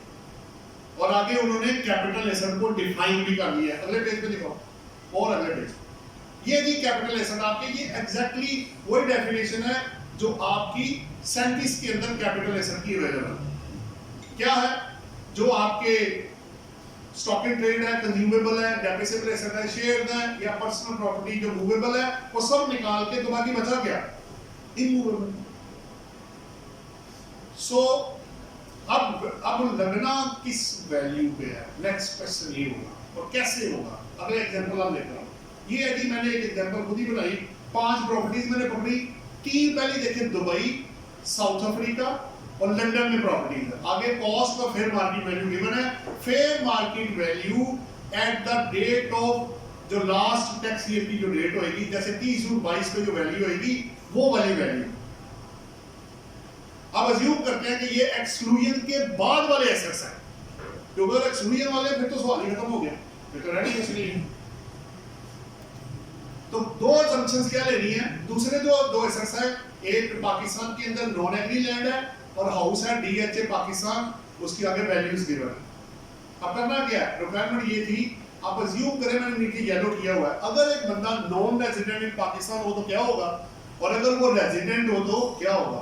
तो नॉन रेजिडेंट को तो लगना ही नहीं है। ऐसा ही है क्या? आंसर दिखाओ ये पेज। वो पहला आंसर आ रहा है कि please note that 7E is not applicable on non-resident person in Pakistan। वो तो निकल गया। अब आगे कौन बचा? रेजिडेंट। प्रोवाइडेड के एक्सक्लूजन के बाद मेरी वैल्यू क्योंकि 25 मिलियन से ज्यादा है, मैंने 70 और 40 को ऐड किया, मेरे पास 110 मिलियन आया, इसका मैंने 5% लिया और उस वैल्यू के ऊपर 20% मैंने अप्लाई किया, तो 11 लाख रुपए जो है, जो कि फेयर मार्केट वैल्यू का 1% आ रहा है। एग्जैक्ट चेक कर ले आप। शॉर्टकट ये है, फेयर मार्केट वैल्यू का 1%। तरीका क्या है? वो आपको 5 का 20% लेके तो आप कैलकुलेट कर ले। ये 11 लाख अगर ये सस्पेंड या कैंसिल या नहीं होता, ये विद दी रिटर्न आपको इस दफा जमा कराना है, वरना रिटर्न आपकी आगे नहीं जाएगी। ये मैं आपको बता दूं, अगर ये कैंसिल नहीं होता, सस्पेंड नहीं होता, तो जिस बंदे को ये लगेगा इनकम टैक्स अलग है और ये जो आपका डीम्ड इनकम पे टैक्स जो 11 लाख है ये अलग है, और आगे सीबीटी भी एक तीसरा आ रहा है, वो मैं आपको बाद में बताता हूं। सीबीटी जरा रिस्ट्रिक्टिव है, वो अलग चीज है। सो इसको भी जरा ध्यान में रखिएगा। अब इंटरेस्टिंगली हुआ ये है कि सैलरी पर्सन की रिटर्न के अंदर ना इसका जिक्र नहीं है। नॉन सैलरी और अदरवाइज में तो 7E लिखा हुआ है, सैलरी वाले में नहीं लिखा हुआ। तो वो बाद में उसको अमेंड वो करेंगे, जारी बात है, क्योंकि सैलरी पर्सन पे भी तो हो सकता है, पॉसिबिलिटी है। अच्छा, एक तो ये बात हो। दूसरा सबसे इंपॉर्टेंट अब जो पॉइंट है, जो इस दफा बात की तरफ से लिखे थे भी, जब फॉर्मेट अपलोड हुआ है ना रिटर्न का, पहले तो है ना ड्राफ्ट आया, रूल्स में जी ये फलाने फलाने में चेंज आ गया, ठीक हो गया। जब उसको अपलोड किया गया है सिस्टम के अंदर, तो प्रीसीडिंग टैक्स ईयर का जो रिफंड जिसकी आप एडजस्टमेंट लेते थे, वो चारों रिटर्न्स में से उड़ा दिए उन्होंने। अब इसमें भी बहस होगी जनाब ये कैसे खत्म हो गया, क्यों हो गया, गलती से हुआ है, जानबूझ के हुआ है, या कैसे किया गया है। अब ये बात करनी पड़ेगी कि जनाब वो राइट 120 जो मैंने रिटर्न फाइल की थी वो डीम टू बी ऑर्डर था हो गया, तो वो तो ठीक है, एक्सेस पेमेंट मेरी आई है, आप मुझे उसकी परमिशन दें, इसमें बहस होगी वो बाद में फिर हम देखेंगे। अभी आप जब रिटर्न जब जाके देखेंगे तो चारों रिटर्न्स के अंदर रिफंड जिसकी एडजस्टमेंट आप पिछले, मसलन मेरा 1 लाख पेबल निकला है, मेरा पीछे 2 लाख का रिफंड पड़ा हुआ है, एडजस्टमेंट नहीं मिलेगी, जगह ही नहीं है वहां पे, तो करूंगा क्या, वो 1 लाख जमा कराना पड़ जाएगा मुझे। 2 लाख रिफंड होने के बावजूद मुझे 1 लाख रुपए जमा, क्योंकि विद द रिटर्न अगर टैक्स निकले तो आपको पता रिटर्न आगे जाती नहीं, वो फाइल ही नहीं होगी, वो पड़ा रहेगा उधर ही। तो ये इमीडिएटली इस पे एक्शन लेना पड़ेगा जनाब, इसको ठीक करवाएं, और ताकि लोगों को ड्यू क्रेडिट जो है वो मिल सके। अच्छा, उधर से पैसे मिल नहीं रहे, इधर से कैश आपको जमा कराते जाए, दोनों तरफ से फंस गया बंदा। अब आप सीबीटी का थोड़ा सा दिखा दो, वो भी जरूरी है। सीबीटी पे जी एक हाँ, उसकी एग्जांपल पे सीधा ले जाओ तो अच्छा है। पहले वन सेक्शन दिखा दो ना, ऊपर स्लाइड 2। असल में ये है कि सीबीटी को मैं शॉर्ट कर देता हूं। सीबीटी 3 तरह के एसेट्स उन्होंने डिफाइन किए। एक पाकिस्तान के अंदर गाड़ियां, पाकिस्तान के अंदर, और रेजिडेंट के वो एसेट्स जो हेल्ड आउटसाइड पाकिस्तान। अच्छा, ये उल्टा है उससे। डीम्ड इनकम में आपने जो asset, capital asset held in Pakistan थे उसको लगाया था। इसमें जो वर्ड आ रहा है कि एसेट्स हेल्ड आउटसाइड पाकिस्तान, ये उसको लगेगा। पाकिस्तान के अंदर रेजिडेंट है या नॉन रेजिडेंट है, गाड़ी के ऊपर। अच्छा, गाड़ी में एक जरा आसानी ये है कि ये 2022 पे एप्लीकेबल नहीं है। 1300 सीसी से ज्यादा गाड़ी हो या इलेक्ट्रिक है तो 50 kWh से ज्यादा होगी, तो तब आपको 1% जो है उसकी कॉस्ट का आपको सीबीटी देना पड़ेगा। लेकिन एप्लीकेबल कब से है? 1 जुलाई 2022 से, यानी वो चला गया टैक्स ईयर 2023 में। लेकिन जो रेजिडेंट इंडिविजुअल के बाहर के एसेट्स हैं, तमाम एसेट्स, अच्छा उसमें एसेट एक नहीं है, तमाम cash and bank balances, shares, property, movable, immovable, सबको जमा किया जाएगा और उसके ऊपर 1% जो है वो टैक्स लगाया जाएगा। लेकिन एक्सेप्शन भी है, अगर आपके फॉरेन एसेट्स की वैल्यू 100 मिलियन से ज्यादा होगी तब। गाड़ियों में एक दो छूट है, अगर गाड़ी 5 साल से ज्यादा पुरानी हुई तब भी नहीं लगेगा। सो अब चार्ट दिखा दो, सीधा जो रेट वाला है, मोटी मोटी के बाद ये जी आपका चार्ट है। मोटर व्हीकल पे 1% है, foreign assets held abroad resident individual के लिए 1% है, और तीसरे में वो जब स्पेसिफाई करेंगे 5% से ज्यादा रेट नहीं होगा, वो जब स्पेसिफाई करेंगे अदरवाइज। अभी सिर्फ पहले 2 पे लगाया उन्होंने, तो पहले में आपकी है 1 जुलाई 2022 से, और दूसरे के लिए है 2022 एंड ऑनवर्ड। ये सीबीटी है जी बेसिकली, जो कि in addition to income tax, in addition to deemed income tax, ये उसके अलावा होगा। मुझे उम्मीद है कि अगर 7E का टैक्स बनता है तो अगर आपके एक्सेस पेमेंट हुई है तो उसके अगेंस्ट आप माइनस कर सकेंगे, क्योंकि ये भी लायबिलिटी का हिस्सा बनेगा। ये भी पॉइंट नोट करना। मसलन मेरा डीम्ड इनकम का टैक्स बन गया 2 लाख रुपए, मैंने अदरवाइज ही 5 लाख पे किया हुआ, तो ठीक है, एडजस्टमेंट मिल जाएगी आपको, टोटल लायबिलिटी के केस मिल जाएगा। इसकी कलेक्शन की पावर टैक्सेशन ऑफिसर के पास, यानी कमिश्नर के थ्रू।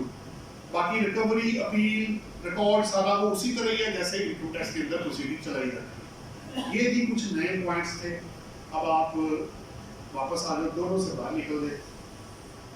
अब इनके जो पॉइंट्स हैं शुरू वाले वो दिखा दो, इसको बंद करके ना, वो जो मैंने 18 पॉइंट्स बनाए ना उसी पे आ जाओ, ज्यादा बेहतर है।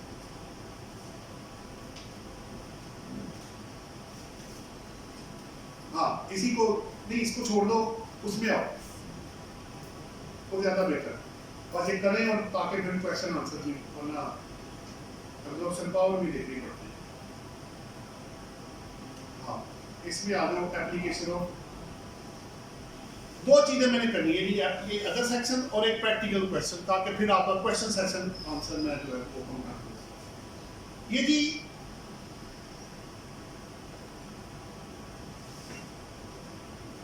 ये वो पॉइंट्स मैं आपको देने लगा हूं जो इन एडिशन टू जो आपने पढ़ा है, उनके अलावा इन चीजों को लाजमी आपने पढ़ना है और समझना है और ज़हन में रखना है, ताकि आपको रिटर्न बनाते वक्त और बाद में आसानी करना। पहला जी 39, इसके ये पहले 5 जो पॉइंट्स हैं इनकी हमने, इसको रहने देना उसको वैसे, क्योंकि वो बहुत लंबा हो जाएगा, लोगों को इससे पहले कि नींद आनी शुरू हो। वैसे तो आप चाहे पी रहे हैं, नींद नहीं आएगी, लेकिन चले मैं बोरियत से बचाने के लिए आपको कोशिश कर रहा हूँ कि मैं उसको शॉर्ट जितना मैं कर सकूँ उतना ज़्यादा हो सके। 39(3) क्या कहता है?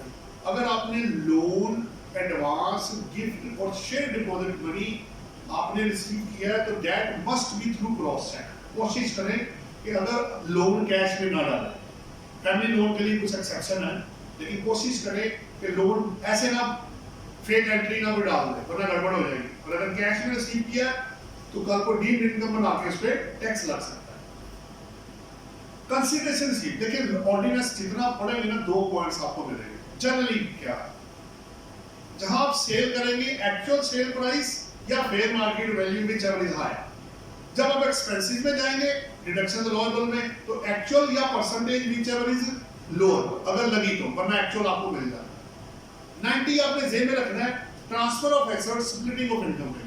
जब आप एसेट ट्रांसफर करें तो पूरे valid documents, agreement to sell, registry की कॉपी, फाइल की कॉपी, जो भी आपके पास पूरा प्रूफ होना चाहिए कि ये एसेट वाकई ही ट्रांसफर हो गया।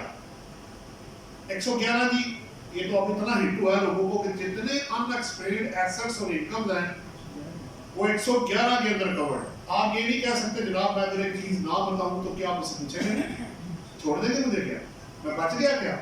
111 सेक्शन रखा हुआ उसमें।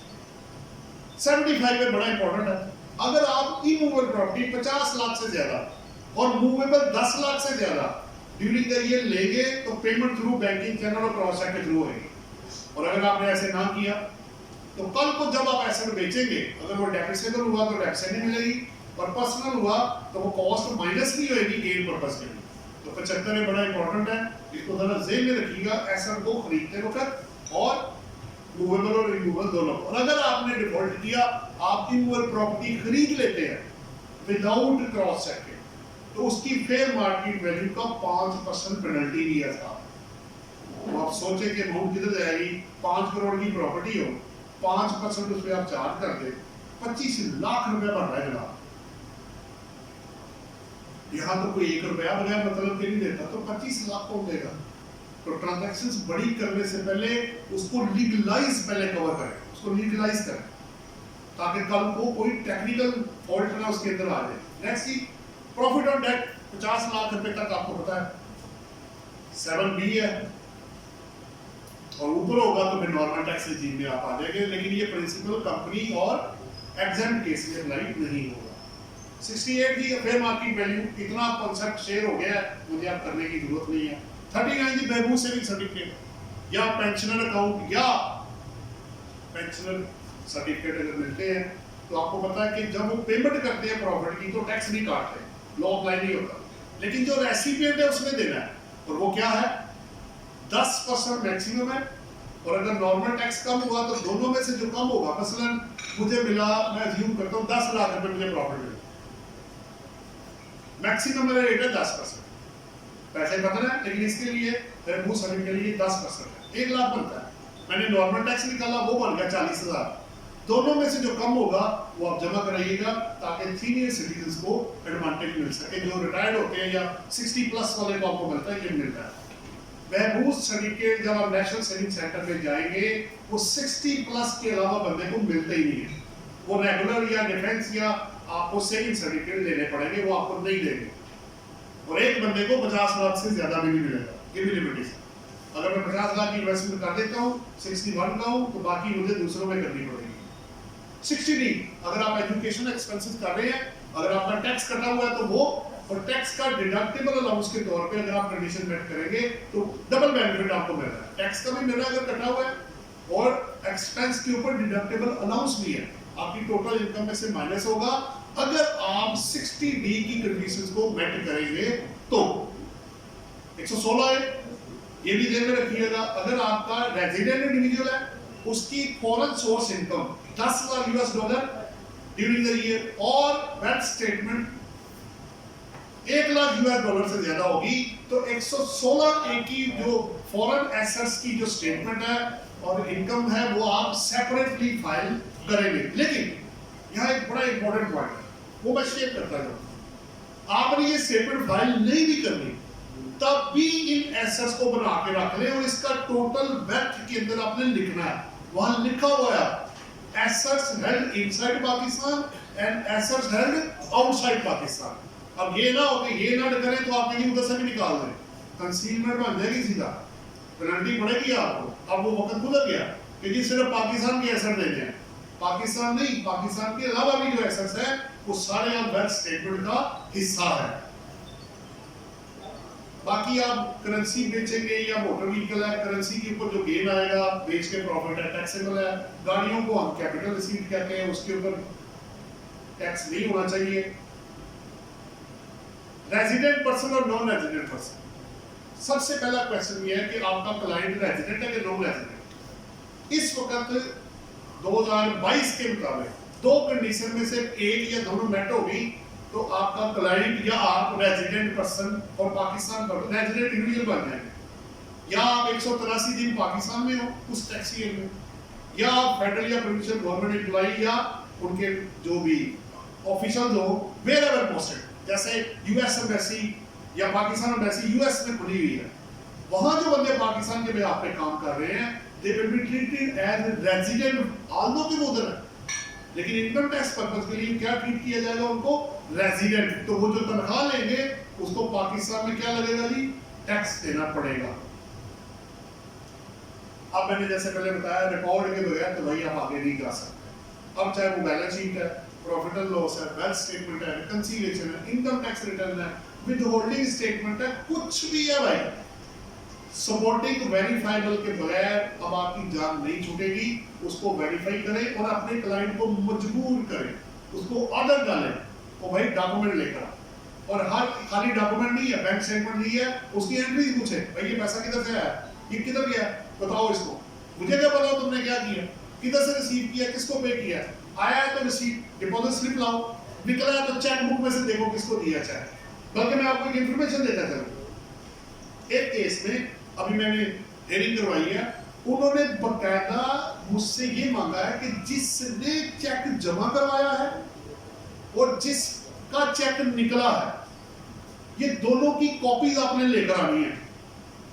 बैंकर से बड़ी मुश्किल से हमने 2015 या 16 का केस था, पिछली डिपॉजिट स्लिप जितने हमारे अकाउंट में पैसा आया है सबकी डिपॉजिट स्लिप बाहर निकाली है कि किसने जमा कराया, वो बताया ये बाकी क्लाइंट था या कोई और था, या लोन है या वो कौन है। 21 आपका आपको पता है सेक्शन 21 के आप खर्चे जब करेंगे तो लॉ ने लिमिटेशन लगाई हुई है 21 सेक्शन के थ्रू, वो आपके तमाम हेड्स ऑफ इनकम में लगी हुई है एक्सेप्ट सैलरी में। सैलरी में इसलिए नहीं लगी क्योंकि सैलरी के अगेंस्ट एक्सपेंसेस अलाउ नहीं होते। रिकॉर्ड जी आखिरी, रिकॉर्ड के बगैर तो अब आप जा नहीं सकते, तो बहस बहुत हो चुकी है। एटीएल उसमें भी बहस हो चुकी है, आगे चलो।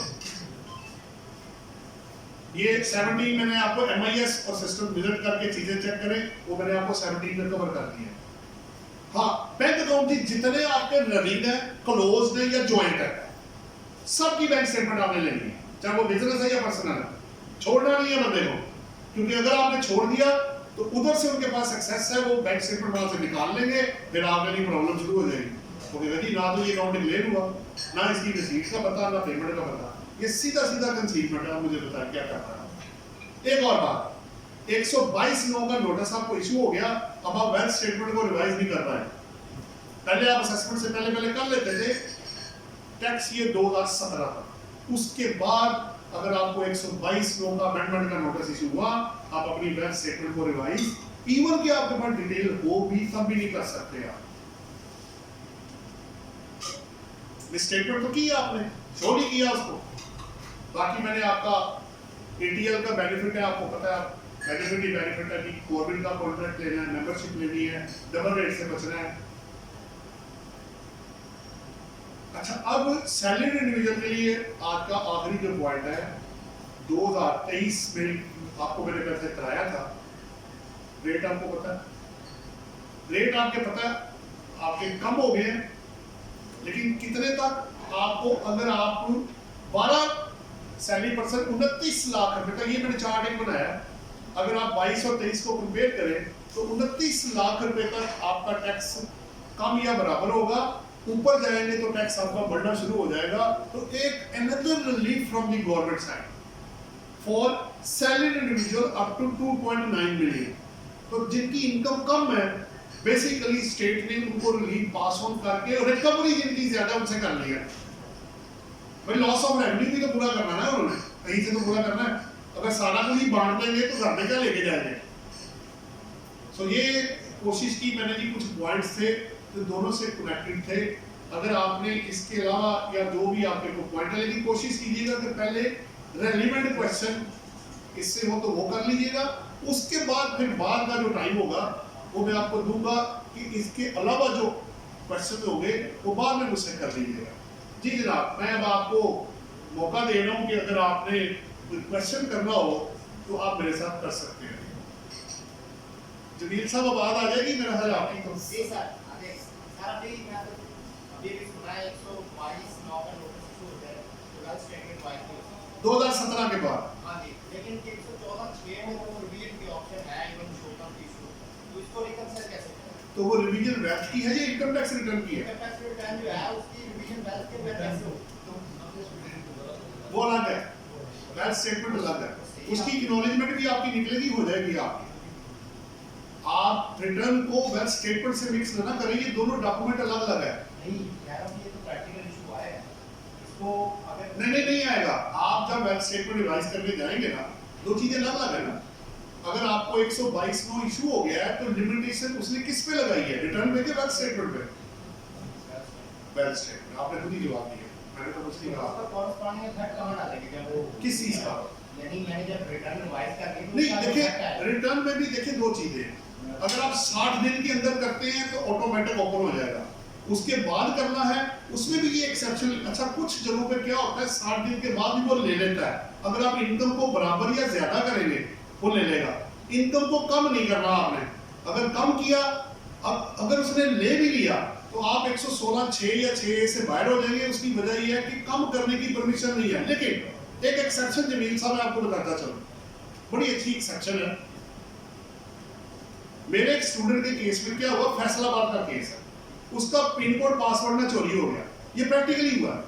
और किसी बंदे ने क्या किया, उसकी अरबों रुपए की सेल डाल के ना, प्रॉफिट डाल के और रिफंड पता नहीं कितने बिलियंस का डाल दिया। उसको फैसलाबाद टैक्स ऑफिस से फोन आने शुरू हो गए, और भाई ये तुम कर क्या रहे हो, जरा लगा जवाब दो आके।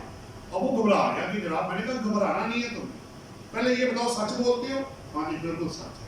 मैंने कहा फिर 6 पॉइंट लेके जाओ। और देखो सर, पहला पॉइंट, मेरा पिन कोड पासवर्ड चोरी हो गया, ये रिटर्न मैंने नहीं रिवाइज की, एफिडेविट चाहिए ले लें मुझसे। नंबर 2, मेरी तनख्वाह के अलावा इनकम ही कोई नहीं।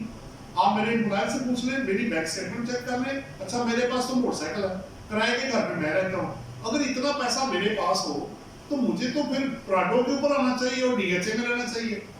आपको कुछ भी चाहिए आप आके मेरा चेक कर ले। और उस केस में उन्होंने स्पेसिफिकली 3-4 महीने इसकी इन्वेस्टिगेशन करने के बाद इसको डाउनवर्ड की परमिशन अलाउ की है, और उसने वही रिटर्न फाइल की है जो उसकी ओरिजिनल थी, वो वापस आ गया।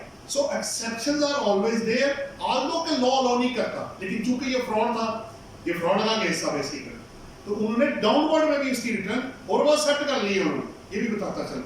तो सब्जेक्ट टू है, अगर आप सच बोलते हैं। एक और केस भी है, एक और केस में क्या हुआ, किसी बंदे ने रिटर्न फाइल की तो खातून का जो फॉरेन रेमिटेंस था ना, वो गलती से 80 लाख रुपए रिपोर्ट हो गया, उसके बाद था ही कोई नहीं। अब फोन आ गया, जनाब क्या करना है? मैंने कहा भाई उसके पास जाओ कमिश्नर इनर रेवेन्यू के पास, उनके पास जाके सच बोले कि जनाब मेरे पास कोई इनकम नहीं आई, ना मेरे बैंक में है, ना मुझे किसी ने भेजा है, ना मैंने रिसीव किया है, ये इनएडवर्टाइजमेंट रिपोर्ट हो गई है, आप काइंडली मुझे टैक्स ना लगाएं क्योंकि ऑडिट का केस है। उन्होंने पूरी इन्वेस्टिगेशन की और प्रोसीडिंग को ड्रॉप कर दिया।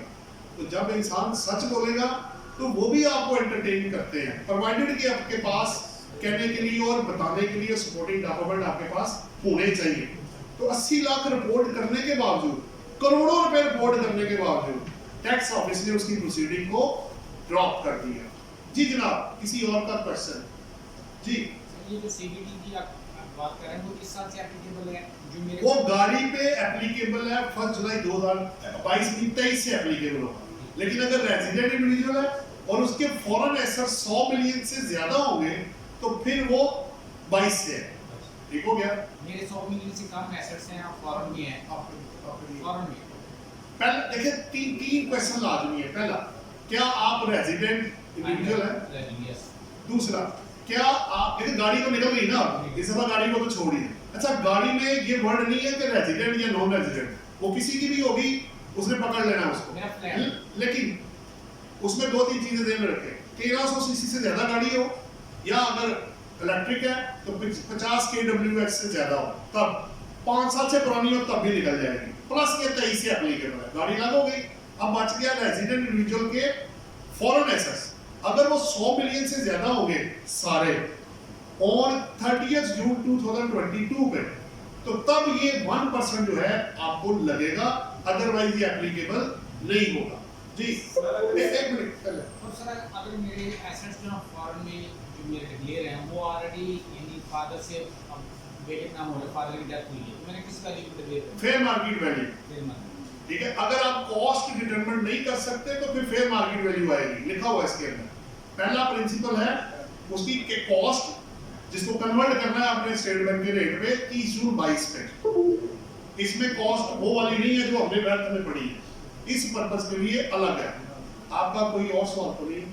चल अब आप सर 7E अगर इफेक्ट करता है जिन कैपिटल एसेट्स को, अगर ये 4 तारीख को स्टॉक डाउन नहीं होता तो इस पे फेयर मार्केट वैल्यू जो एसेट्स की लेनी है वो एफबीआर रेट्स लेने नहीं, बिल्कुल नहीं। वो रेट जो मार्केट में एग्जिस्ट करेगा 30 जून 22 पे वो कैसे वो डिफाइन कर सकते? अच्छा मुझे ये बताएं, क्या एफबीआर का रेट फेयर मार्केट वैल्यू है? फिर आपने सवाल ही गलत किया। आपको देखिए आपने खुद ही कहा, मैंने तो कुछ नहीं कहा। तो अब वो डिफाइन कैसे होगा कि एसेट्स की क्या वैल्यू है? आपका एक घर है, फर्ज करें 10 मरले का है, फर्ज करें इकबाल टाउन में है, तो क्या उसकी वैल्यू निकाली नहीं जा सकती? सर एस्टिमेशन की होगी तो उसके तो बाद close to estimation, close to actual तो होना चाहिए ना, इतना तो पता होगा कि नहीं? जी जी। अच्छा, इसमें फिर कल को ऑफिसर्स क्या करेंगे प्रोसीडिंग के दौरान? फिर वो उसको प्लस माइनस आप फिर एक काम करें ना, ज्यादा मसला है तो किसी वैल्यूएटर से वैल्यूएशन करवा लें, ज्यादा बेहतर है। जो आपका दोस्त यार ना हो, मतलब आपकी फेवर वाला काम ना करे, वो करे कि जनाब मुझे एक एस्टिमेट दे दे कि ये कितने का घर बिक सकता है 30 जून 22 पे। ठीक हो गया, तो फिर आपको निकाल लेना। फेयर डील तो फिर यही हुई है। फिर पर उसने वर्ड भी फेयर मार्केट वैल्यू यूज किया है, मार्केट वैल्यू नहीं है वर्ड। सही एक एडवाइस आपकी चाहिए कि फिर 4 तारीख तक हम अपने रिटर्न्स को फाइल ना करें या क्या? नहीं, जिनको नहीं लगता उनकी तो फाइल कर देना, जिनका आप पेंडिंग कर सकते हैं थोड़ा सा वो देख ले, जिनको नहीं लगता उनकी तो फाइल करें ना, लोड कम करें, बाकी पेंडिंग जो बचेगा अपने डिसीजन पे देख लेंगे, वो तो फिर बात की बात है। ऐसे ही है, तरीका भी यही है। और आपका कोई और सवाल तो नहीं? अच्छा जी सर, जैसे आपने फरमाया कि रिफंड की ऑप्शन अभी फिलहाल चारों रिटर्न्स में से निकाल दी गई है, जी, तो इसका मतलब कि ऐसे तमाम केसेस जिनमें हमें टैक्स जमा करवाना पड़ रहा है उनकी अभी हम जी रोक लें उसको रोक उसको लें, सर रोक क्योंकि ये इंशाल्लाह ताला इसलिए आ जाना है। असल में पता है ये क्यों हुआ है, ये पिछले दिनों ना 221 और 122 की एक्सरसाइज काफी की डिपार्टमेंट ने। मेरे 1-2 केसेस में खुद मैं आपको बता देता हूँ। हुआ ये कि उन्होंने कहा जी आपने रिफंड एडजस्ट किया है, हम नहीं मानते।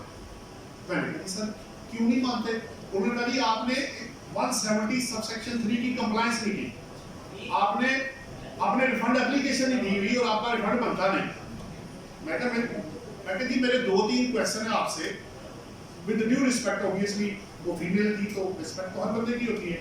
मैंने कहा मैडम 2-3 चीजें मेरी हैं वो क्लियर करते हैं आप। पहला सवाल, आपने मुझे 120 सेक्शन से बाहर कैसे निकाला? मैं तो डीम्ड टू बी ऑर्डर हो चुका हुआ है। दूसरी बात, मैं आपको सीपीआर जो पेड हुए हैं उनके चालान की कॉपी साथ लेकर आया जो लगे हुए ड्यूली पेड हुए हुए। तीसरी बात, रिटर्न जो है उसकी कॉपी भी मैंने आपको दे दी है। चौथी बात, आपने कहा 170 की में तुमने रिफंड नहीं मांगा, तो मैंने रिफंड लेना भी नहीं आपसे, मैं तो एडजस्टमेंट ले रहा हूँ। So what is the difference? मैंने क्वेश्चन किया, मैंने कहा madam what is the difference between adjustment and refund? Refund में पैसा मुझे मिलना है, एडजस्टमेंट में पैसे आपके पास जा रहे हैं। दूसरा 173 ये कहता है कि जब आप रिफंड की एप्लीकेशन देंगे, ड्यू टाइम के अंदर देंगे, तो पहले वो एक्सेस पेमेंट को आपकी वेरीफाई करेंगे, फिर वो कोई पेबल निकलेगा उसके बीच माइनस करेंगे, उसके बाद अगर आपको कोई पैसा बचा तो आपको देंगे। तो मैं तो वो करवा ही नहीं रहा आपसे। आखिरी बात, फिर हमने लॉ टैक्स बार की तरफ से रिप्रेजेंटेशन दी, तो उन्होंने कहा जी ठीक है, अगर वो बंदा जो हमें रिप्रेजेंटेशन जो जवाब देगा और वेरीफाइबल डॉक्यूमेंट देगा, उसकी डेस्कटॉप का इंफॉर्मेशन असल में हुआ क्या है। एक बंदे ने मांगा 10 लाख का रिफंड, एडजस्टमेंट मांगी, तो पता चला कि वहां सीपीआर नाम की कोई चीज ही नहीं है उसके पास। अब आप डीम टू बी ऑर्डर क्या कि तो मुझे इतना बड़ा झटका लगा रहे हैं आप, 440 मोड का झटका मुझे दिया आपने, तो आपके पास प्रूफ भी कोई नहीं है, तो ये तो कोई तरीका नहीं है। बात उनकी भी ठीक थी। अब उन्होंने कहा जी 100 नोटिस हमने भेजे हैं और जवाब पता कितने आए हैं? 2। तो मैं कहा आप 98 को पकड़े ना बाकियों को। जो इस चक्कर में जो जेन्युइन है उसको तो छोड़ दें आप। बात पैसों की नहीं हो रही, बात ये हो रही कि सही कौन है। तो उन्होंने एक्सेप्ट कर लिया प्रिंसिपली कि जो बंदा, यहां भी मैं टैक्स ऑफिस को क्रेडिट दूंगा कि जो बंदा ठीक है उसको तंग ना करें, जो बंदा जवाब नहीं देता या पार्शली वेरीफाइड डॉक्यूमेंट देता है, टू दैट एक्सटेंट उस बंदे को पकड़े आप। देखिए ना, आपने रिफंड क्रिएट किया हुआ 50 लाख का, इनकम नील की फाइल की हुई है और सीपीआर है कोई नहीं। अब डिपार्टमेंट क्या हाथ बांध के यहाँ मतलब क्या कॉपी कराना पड़ने आए हुए खड़ा रहे सामने आपके, क्या करें? तो उनकी भी मजबूरी आप समझे कि फेक चीजों के केस में बेसिकली ये रिटर्न नहीं है, ये तो फ्रॉड है। ना आपकी इनकम ऊपर आ रही है, ऊपर से आप 50 लाख का रिफंड मांग रहे हैं, वो कहां से आ गए भाई? चलो प्रूफ ही ला दो, प्रूफ भी नहीं है बंदे के पास, आता भी कोई नहीं है। उस सूरत में मेरा ख्याल है कि डिपार्टमेंट जस्टिफाइबल है कि वो 221 या 122 में उसको करके उसको एडजस्टमेंट ना दे। लेकिन जहां आप ठीक है, देखिए जहां वो ठीक है उसका राइट बनता है, जहां आप ठीक है आप मींस टैक्स पे, तो फिर उसका राइट बनता है। तो जो ठीक होगा उसको मिलना चाहिए, वो सीधी सी बात है। ना अनड्यू फेवर उसको मिलनी है और ना अनड्यू फेवर आपको मिलनी है। लॉ सबके लिए बराबर होना चाहिए। जी ये वजह थी। जी question sir, applicant non resident है, वहाँ से पेमेंट भेजता है पाकिस्तान में, उसने प्रॉपर्टी परचेज कर ली, वेल्थ स्टेटमेंट जाती है नॉन रेजिडेंट में, लेकिन अब जो उसने प्रॉपर्टी दी अब उसने रेंट पे दे दी है, तो सर उसको रेंट तो डिक्लेयर करेंगे हम? नहीं, आपकी प्रॉपर्टी पाकिस्तान में है, प्रॉपर्टी पाकिस्तान में है, ठीक, पहले तो आप सोर्स क्रिएट करके ना वेल्थ को क्लियर कर लें। जब वो हो जाएगी तो फिर आप रेंटिंग रेंटल इनकम शो करें। वेल्थ बनाएंगे कि हम उसकी नॉर्मल रिटर्न जाएगी? नहीं, उसकी पाकिस्तान सोर्स इनकम है ना, नो सर, नॉन रेजिडेंट है तो पाकिस्तान सोर्स प्रॉपर्टी इधर है ना, सर, प्रॉपर्टी यहाँ पे है, जब रेंट भी इधर है। रेंट आया अगर नॉन रेजिडेंट की पाकिस्तान सोर्स इनकम है तो उस पे ड्यू टैक्स आपने पे करना है। ठीक है, ओके 11, 5 और 6। ठीक है, लेकिन सर उसकी क्या नॉर्मल रिटर्न जाएगी अब?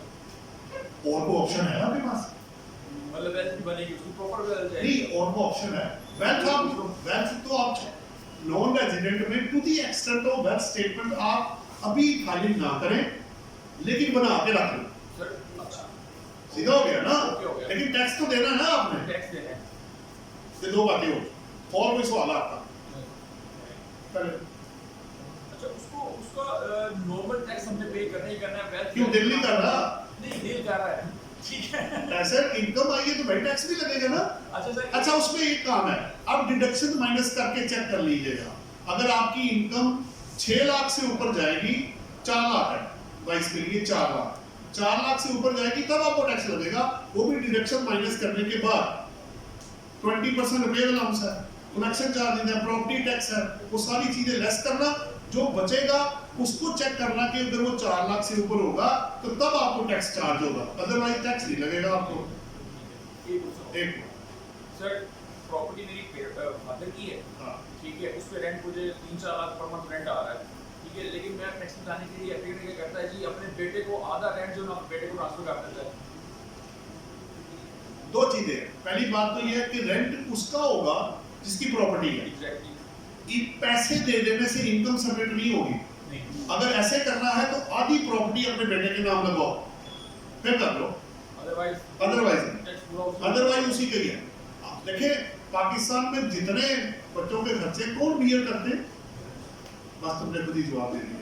सर इसमें सर अगर एग्रीमेंट टू सेल करते हूं मैं, अगर अपने Agreement to sell will not serve the purpose unless the registry will be there. Section 90 है, वो ये कहता है कि ट्रांसफर ऑफ एसेट तब कंप्लीट होगा जब आपके पास ट्रांसफर का वैलिड डॉक्यूमेंट होगा।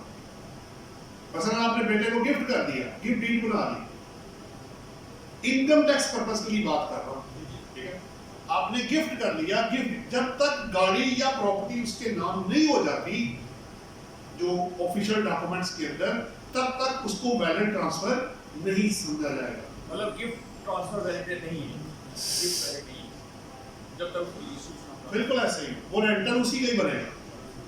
सर मेरा एक सवाल है कि मैं ये 2022 के अंदर मेरे पास इतने वसाइल हैं कि मैं $5,000 परचेज किए और मैंने फॉरेन ट्रैवल किया, मैंने 2,000 यूज़ कर लिए, 3,000 मेरे पास बच गए। ठीक है। 30 जून को, अब मैंने 30 जून को जो मैंने जो परचेज की तो $150 ले लिया था, ठीक है। अब मेरे पास $210 के डॉलर है, तो मुझे क्या 210 में इसकी भी देखे ना, मैं बता इसको और आसान कर लेते हैं जरा, थोड़ी सी दो चीजें और जो आप सोच रहे हैं, मैं एक दो चीजें और ऐड कर लेते हैं।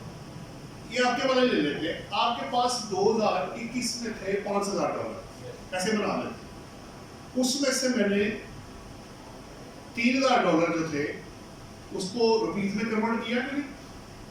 ये आपने क्या डॉलर ही खर्च किया, रुपीज आपने रुपीज ले ली, मैंने उसको डॉलर दिए, पैसे ले लिए, मेरे पास मुझे मिला था फर्ज करें $100 के डॉलर के हिसाब से, अब मुझे मिला 150 रुपीज। एक बात कर रहा हूँ, तो $50 का गेन आ जाएगा आपके पास, ठीक हो गया। अब जो बच गया है उसको रेट वही लगेगा जो पहले था, ठीक है, पुराने वाला, वो कॉस्ट बेसिस पे ही। और कोई सवाल है आपका? सर दूसरे इसमें ये है कि एक मैं सैलरी मैन हूँ, मेरी सैलरी में 7 महीने घर रेंट पे दिया हुआ है, तो आप अभी बता रहे थे कि जिसका रेंट प्रॉपर्टी इनकम है तो वो उसको नॉन सैलरी वाली जी उसको वो करनी पड़ेगी ऐसे।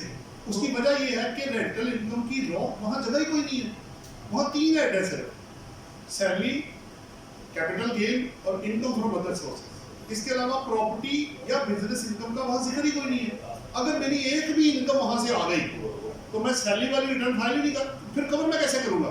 वो डिक्लेयर ही नहीं होनी, वो तो कंसीलमेंट बन जाएगी मेरी। जो 75% ऑफ सैलरी वो तो रह गया ना पीछे यार, वो गया फिर। हाँ एक ये अच्छा सवाल है, जब आप नॉन सैलरी में उसको ऐड करेंगे ना, वो रेट आपको वही लगाएगा जो बनता है आपका, वो दूसरे वाला वो नहीं लगाएगा नॉन सैलरी वाला। देखे ना, मेरी 75% से ज्यादा इनकम सैलरी से आ रही है, टोटल इनकम टैक्सेबल के, तो रेट मुझे वो सैलरी वाला ही लगाएगा। वो आप चेक कर लीजिएगा, नॉन सैलरी वाला रिटर्न ऑल्दो नॉन सैलरी वाली है, बट रेट कौन सा लगा होगा? सैलरी वाले लगेगा आपको, उसकी फिक्र ना करें आप जी। और जी किसी और का कोई क्वेश्चन है? सर ऐसी बात है कि हम जो पर्सनल बिजनेस की रिटर्न बनाते हैं उसमें हम सिर्फ बिजनेस अकाउंट एक पर्सनल अकाउंट का नाम एंटर करें। पर्सनल तो वेल्थ स्टेटमेंट में आते हैं ना। ठीक बेनिफिट असल में पता क्या प्रैक्टिकल में लोग करते क्या है कि अपनी बिजनेस की ट्रांजैक्शन को पर्सनल अकाउंट के थ्रू रूट करना शुरू कर देते हैं, जो कि टेक्निकली गलत है, गलत है, वो है ही गलत। ठीक है। उस पे एक नहीं 3-4 कमाते आपको हो जानी है। मसलन पहला आपने सेल की एक हो, अब गौर से सुनना, आपने 100 मिलियन की सेल की बिजनेस अकाउंट में से, बिजनेस ने सेल की और पैसे ले लिया दूसरा बंदा, वो कहेगा जी तुम झूठ बोलते हो, तुमने कुछ बेचा था जिसके पैसे आए। आप लोगों का प्रूफ तो हो जाएगा, वो चेक की कॉपी सारा कुछ हम कर लेंगे, लेकिन बेहतर क्या है कि जो पर्सनल ट्रांजैक्शन है उनको पर्सनल अकाउंट में रखें और जो बिजनेस वाले हैं उसको बिजनेस में रखें। ये बात हो रही है। वेल्थ में तो सिर्फ वही आएगा जो पर्सनल वाला होगा, जो बिजनेस वाला होगा वो बैलेंस शीट के अंदर जाएगा। ऐसे हुआ हमारे साथ, कर रहे हैं लोग, फिर उसको रोका गया, 2-3 साल पहले कर रहा था, फिर उसको समझ आई। मैंने कहा भाई असल में क्या है कि वो एक एओडी बनाई हुई है, एक पर्सनल है, वो एओपी के चेक पर्सनल में डालना शुरू कर देते, तो भाई तुम अलग हो वो अलग है। फिर उसको समझ आ गई अच्छा आप ठीक कह रहे हैं कि ये दोनों अलग अलग होने चाहिए। अब वो पर्सनल वाले को उधर करता है और बिजनेस वाले को इधर करता है। सर इसके मुताबिक जो पर्सनल मेरे एसेट्स हैं वो भी मेरी पर्सनल रिलेशन होगी, मेरे पर्सनल अकाउंट से होगी। ऑब्वियसली देखिए दोनों चीजें अलग अलग है ना, अलग अलग ही होनी चाहिए।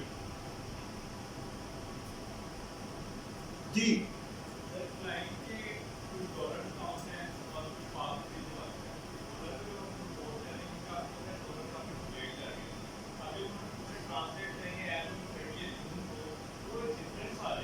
नहीं आएगा। आपने डॉलर लिए कब थे? ओहो पड़े हुए हैं, हर कभी तो लिए थे ना, प्रीवियस ईयर है, तो जिस वक्त लिए थे उसी रेट में रखना। नहीं करना, नहीं करना, नहीं करना, बिल्कुल। अच्छा अगर ये बात है तो आपने अगर ज्वेलरी खरीदी थी तो रेट तो उसका भी बदल गया हुआ है, उसका क्या करें? आपका जो घर है वैल्यू तो उसकी भी बदल गई है, उसका क्या करें?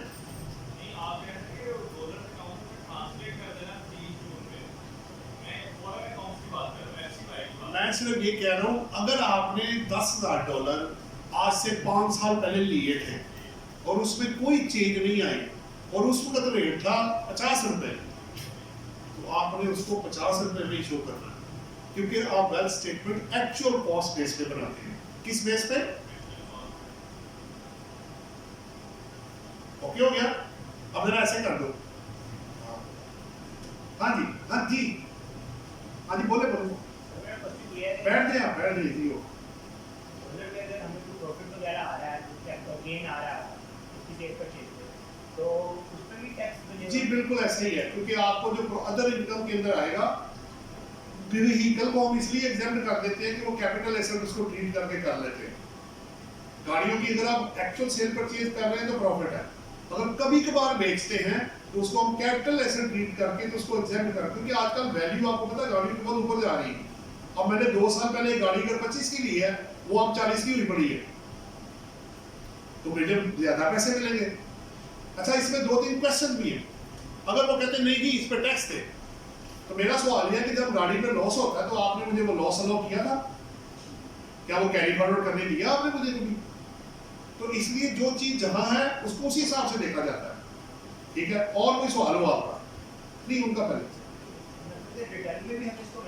बिल्कुल गेन आएगा जी। देखे ना मैंने 200 रुपए में $1 लिया, मुझे मिल गए 230 रुपए, तो पर डॉलर 30 रुपए का बेनिफिट आ गया ना मेरे पास।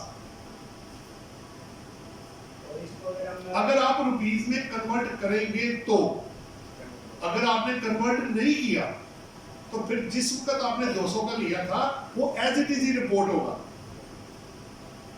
असल में पता है कि इसका एक सेक्शन है, मेरे ख्याल 70 है या कोई एक सेक्शन है जो ये कहता है कि आपने फॉरेन करेंसी, फॉरेन एसेट्स को एसबीबी के रेट पे कन्वर्ट करना है, ये लिखा हुआ उसके अंदर। अब लोग लेकिन कब? अब उसको लोग मिक्स कर देते हैं 30 जून 22 के साथ। उसने कहा at the time of acquisition होता है भाई, जब आपने लिया था उसको। देखिए अगर आप ऐसे नहीं करते तो मैंने आपको भी बताया मेरी तो फिर ज्वेलरी की वैल्यू भी बदल गई हुई है, घर भी बदल गया हुआ है, हर चीज बदली पड़ी है, फिर उसमें क्यों नहीं कर रहे आप? अगर आपको करेंसी में इतनी प्रॉब्लम हो रही है तो फिर ज्वेलरी को भी तो बदलो ना भाई। क्या ज्वेलरी का रेट ऊपर नहीं गया? क्या गाड़ियों का रेट ऊपर नहीं गया? क्या घर का रेट ऊपर नहीं गया? क्या आपका 1 करोड़ का घर आज भी 1 करोड़ का ही है? It means the principle is being there, you have to prepare the same on actual cost basis। उसको डिस्टर्ब करेंगे तो सारा कॉन्सेप्ट ही फौत हो जाएगा अंदर। एक चीज को छेड़ा ना आपने, ओवरऑल प्रिंसिपल को समझे बगैर आप, बल्कि हुआ ही प्रैक्टिकली। हमारे पास एक केस आया, बैंक मैनेजर खातून, अब ज्वेलरी ना हर साल बदली जाए। मैंने कहा यार ये खातून खरीदी भी जा रही, देखिए हो क्या रहा है, कभी कम हो रहा है कभी ज्यादा हो रहा है, ये हो क्या रहा है? तो मैंने उन्हें फोन किया, मैंने कहा मैडम जी आप क्या ज्वेलरी और खरीद रही है और बेच रही, इस तरह हो रहा है? नहीं। तो मैंने कहा क्या किया आपने? मैं हर दफा मार्केट वैल्यू चेक करती हूँ, जितना बढ़ता है ऐड करती हूँ, जितना होता है वो कम कर देती हूँ। मैं कहा ठीक है। मैं कहा मैडम फिर एक बात का जवाब दें। कहती वो क्या? तो मैं कहा वैल्यू तो आपके घर की भी बदली है, वो क्यों नहीं डाली? तो सोच में पड़ गई क्या मतलब आपका? तो मैं कहा घर की वैल्यू नहीं बदली, तो आप फिर मुझे करना क्या चाहिए? एक्चुअल कॉस्ट पे। अच्छा वैल्यू जितनी मर्जी बढ़ जाए कम हो जाए, बिल्कुल मैंने कहा ऐसे ही। It is always prepared on actual cost basis. उसको आपने डिस्टर्ब किया तो आपके कॉन्सेप्ट ही बहुत हो जाएंगे। वो कहेगा यार आधे एसेट तुम मार्केट वैल्यू में डाल रहे हो। अच्छा, एक और भी सवाल है बड़ा अच्छा, ये मैं सारी वैल्यू इंक्रीज करके गेन ना वेल्थ रिकंसिलिएशन में डाल देता हूँ, तो क्या टैक्सेशन ऑफिसर पे टैक्स नहीं मांगेगा आपसे? तो आप तो खुद फंस गए आगे। आपका घर विदाउट रियलाइजिंग, आपको पता है 18 सेक्शन क्या कहता है? एक्चुअली जो बिजनेस आप कैरी आउट करेंगे उस पर टैक्स लगेगा, जो मैंने किए ही नहीं अभी तक। मेरे घर की वैल्यू, मैं एक बात कर रहा हूं, 1 करोड़ से बढ़ के 5 करोड़ हो गई है, तो अब क्या 4 करोड़ में मैं टैक्स दूं क्या? तो वो तो मैंने लिए ही अभी तक। तो इसलिए जो वेल्थ स्टेटमेंट है उसको आपने कंफ्यूज नहीं करना दूसरी चीजों के साथ। अभी आपके कैपिटल एसेट पे यही लड़ाई हो रही है ना कि जनाब एक एसेट टैक्सेबल इनकम से जनरेट हुआ है तो आप दोबारा उसको टैक्स कैसे कर सकते हैं? आल्दो लेजिस्लेशन की जो आपकी जो लेजिस्लेटिव लिस्ट है, जो उसकी सीरियल 50 है, उसमें भी एक चीज मैं आपको बड़ी इंटरेस्टिंग बताऊं। उसमें लिखा हुआ है कि कैपिटल एसेट्स के ऊपर आप इमूवेबल एसेट्स पे नहीं लगा सकते। कौन से वो एसेट कौन से है पाकिस्तान के अंदर? जो पाकिस्तान के बाहर है उस पे तो आपका वो लगता ही नहीं है, वो तो कानून ही नहीं है, आपकी कॉन्स्टिट्यूशन अप्लाई नहीं होता उसके ऊपर। लिमिटेशन आपने उस पे लगाई है प्रोविंशियल एसेट्स के ऊपर, क्योंकि प्रोविंस के पास पावर है कि वो लगा सकता है। तो जो पाकिस्तान से बाहर एसेट्स है उसका क्या बनेगा? अब पहली बात तो ये कि सेक्शन 1 ये कहता है कि ये जो पाकिस्तान से ज्यूरिसडिक्शन पाकिस्तान के अंदर की बाहर की नहीं है, बट वो पैसा आपने कहां से, वो एज ए रेजिडेंट के तौर पे कहां से आया? उसकी फॉरेन सोर्स इनकम भी तो पाकिस्तान में टैक्स लगता है ना। अगर फॉरेन सोर्स इनकम पे लग सकता है तो उससे जो एसेट जनरेट होगा उसका क्या बनेगा? तो ये एक डिस्प्यूटेड इशू है। मुझे उम्मीद है कि टैक्स पेयर की फेवर में इसको आना चाहिए। ये बहुत ज़्यादा अमाउंट बनेगी जनाब, आप 7 ये लग कर रहे हैं। हाँ, लेकिन उनका ऑब्जेक्टिव ये है, आगे से क्या रिमार्क्स है कि हम सिर्फ उन कैपिटल एसेट्स पे टैक्स लगा रहे हैं जो अनप्रोडक्टिव है। प्रोडक्टिव वाले तो सारे निकाल दिए हमने, आपका घर भी निकाल दिया, आपकी बिजनेस प्रॉपर्टी भी निकाल दी, एग्री भी निकाल दी, आपके ट्रेड सेल परचेज वाली भी निकाल दी, वन एक्वायर्ड वो भी निकाल दी, ठीक है, जिस पे रेंट दे रहे हैं वो भी निकाल दी। तो बाकी तो वही बचा ना जिसके ऊपर अनप्रोडक्टिव है, वो कोई इनकम नहीं जनरेट कर रहे, वहां प्ले कर रहे हैं पैसा रख के। मैंने एक सवाल किया बड़ा अच्छा है, करके क्लोज करते हैं। अगर आपका कोई क्वेश्चन है तो कर लें। एक सवाल ये है कि एक बंदे के पास उसको विरासत में मिली है 100 कनाल जमीन, बैठा हुआ है वो बंदा आराम से, ठीक हो गया। उसको जब ये टैक्स लगेगा तो क्या उसके पास इतने पैसे होंगे कि वो आपको दे सके? उसको तो लैंड बेचनी पड़ जाएगी, ऐसी सिचुएशन भी आएगी अंदर। बड़ा कुछ होना भी इसके अंदर बाकी होगा। बहरहाल चूंकि अब है तो ज्यादा बहस नहीं कर सकते, जो है सो है। सवाल आपका नहीं वो सर मेरे पास डॉलर्स है, मेरे पास सर मेरे जब उसको आप सेव आउट करना चाहते हैं, लिमिट टैक्स है इस पर, ये लिमिटेशन है कि टैक्स आप पे 27 ए होता है कि आपने कोई प्रॉपर्टी परचेज किया 5 साल के बाद कैपिटल आपका गेन टैक्स 0 हो गया। नहीं एक मिनट, मैं दोनों आपने कंपैरेटिव कर रहा हूं, आपने दो चीजें मिक्स, पहले एक होकर मैं एक ही सवाल करें ना। मैं दोनों कंपैरेटिव कर रहा हूं। अगर देखिए मेरे पास डॉलर है, मैंने आज से 4-5 साल पहले जब भी परचेज की, अब मैं उसको सेल कर रहा हूं, उसका आज मार्केट वैल्यू 230 रुपए है, हो गया, उससे मुझे 100 रुपए गेन हो गया। हो गया, अब अगर आप कह रहे हो गेन पे टैक्स पे करना जी। ऐसे ऐसे ही आप प्रॉपर्टी की अगर कंपैरेटिव चले जाए, वो 5 साल के बाद आपका कैपिटल गेन 0 हो जाता है, तो इस पे भी कोई ऐसे लिमिटेशन है? नहीं, बात ये है, पहली बात तो ये है कि क्या डॉलर कैपिटल एसेट है? सर डॉलर ऐसा तो है ना, मैंने डिवेलपमेंट नहीं नहीं, मैं सवाल कर रहा हूँ, क्या कैपिटल एसेट की डेफिनेशन में डॉलर फॉल करते हैं? उसमें फॉल नहीं करता। मेरा पर्सन एक चीज मैंने अपनी, अच्छा एक चीज बताएं, आप चीज बताएं, जब आप ज्वेलरी बेचते हैं पर्सनल, टैक्स देते हैं? सर यही तो मैं बता रहा हूं कि वो ऐसा बहुत ऐसा क्यों डिफरेंस है? उसको छोड़े ना, पहले अब सॉल्व भी तो करना है ना, खाली क्वेश्चन ही रहना करी जाओ। अगर मैं ज्वेलरी बेचता हूँ तो ज्वेलरी पे टैक्स लगता है ना, तो डॉलर पे क्यों नहीं लग सकता? सर दोनों चीजों पे भी गारंटी क्यों लगता है? ये मूव ऐसा सर मसला ये है ना कि लॉ में लिखा, देखिए छूट जो दी गई है वो इमूवेबल एसेट पे दी गई है, मूवेबल पे नहीं दी गई। और बल्कि जो थी आपने वो भी खत्म हो गई है, वो 25% की जो छूट है ना, वो 23 में वो भी गई है आपकी, वो भी नहीं मिल रहा, वो भी गया अब आगे। 1 साल बाद जब बेचते थे आप ज्वेलरी या मूवेबल एसेट पर्सनल या शेयर आप प्राइवेट कंपनी के, पब्लिक कंपनी के अलावा, तो आपको 25% की छूट मिलती थी। इस अमेंडमेंट के बाद वो भी गई, इसलिए वो बहस अब आपकी, अब क्या करें, जो है सो है, लॉ में जो लिखा हुआ है वहां फिर कुछ जगहों पे आपको रिजिड हो जाता है, आपको मजबूरी होती है कि लॉ के मुताबिक चलना होता है। सर जो इनहेरिटेंस प्रॉपर्टी है, जैसे मेरे फादर ने मुझे वो अपना फौत हो गया उनकी प्रॉपर्टी मेरे पास है। अब वो प्रॉपर्टी उन्होंने जो 99 में या 90 में खरीदी हुई, अब उस प्रॉपर्टी को मैं सेल करता हूँ जी अब जो उसका वो है, जो उन्होंने परचेज ऐसे ही है, उसका डिफरेंस निकाल के फिर मैंने गेन किया। ऐसा ही है, ऐसा ही है। तो चीज मैंने खुद तो परचेज नहीं की, तो उसके मैं पैसे कैसे वो गेन उसमें फिर आपको वही वापस प्रिंसिपल लाना पड़ेगा कि आप ना कुछ वेट कर ले, उसी तरह के अगर अपार्टमेंट है तो 2 साल बाद बेच ले, घर है तो 4 साल बाद है, और अगर आपका प्लॉट है तो 6 साल बाद जीरो होगा, वरना ये तो परचेज तो हुआ है ना, मैंने मुझे हुआ है तो करेगी, मुझे तो वो चीज राइट्स के साथ रहेगी, एक्विजिशन डेट तो वही है ना जब उसका एक हल देखिए, अगर आपने ऐसी कोई चीज लेनी है तो बेहतर है कि उसको बेच लेने दें, उसका एग्जेम्प्ट हो जाएगा ना, तो बाद में क्रॉस चेक ले लीजिएगा, आप प्रॉपर्टी ना ले, आप पैसे ले ले। एक डेथ हो गई बंदे की, मैं ये ऐसे ही है ना, फिर या तो जिंदगी में गिफ्ट करा ले, या टैक्स दे दे, या सबर कर ले। सबर आपसे होता नहीं, टैक्स आप देना नहीं चाहते। मैं ये और तो बात कर रहा था। मैंने तो जवाब दे दिया आपको, इसमें तो बहस बनती नहीं हमारी। या देखे ना, अगर आपको लगता है कि मुझे टैक्स ज्यादा पड़ता है तो वेट कर ले। सर ये जो लोगों को है ना, उसपे आपसे परमिशन चाहूँगा थोड़ा सा डिफरेंस। देखिए जो 37(5) सेक्शन है ना, वो मूवेबल एसेट्स को डील करती है, और उसमें लिखा है कि जितने भी हैंड्स और पर्सनल एसेट्स हैं, इसीलिए रिटर्न जो है उसको टैक्स नहीं। 37(5) में मूवेबल एसेट्स आते हैं, जिनमें हैंड पर पर्सनल यूज है उसको टैक्स नहीं होगा। आपका सवाल क्या है वो तो मुझे पता है। ये जो डॉलर की नॉशनल वैल्यू जो होगा है, ये मेरी ड्राइवेशन के बगैर इसमें पैसे टैक्स नहीं होगा। ये मेरी अंडरस्टैंडिंग है, क्योंकि 81D की जब हम बात करते हैं बिजनेस इनकम की, वहाँ पर वर्ड है डिराइव।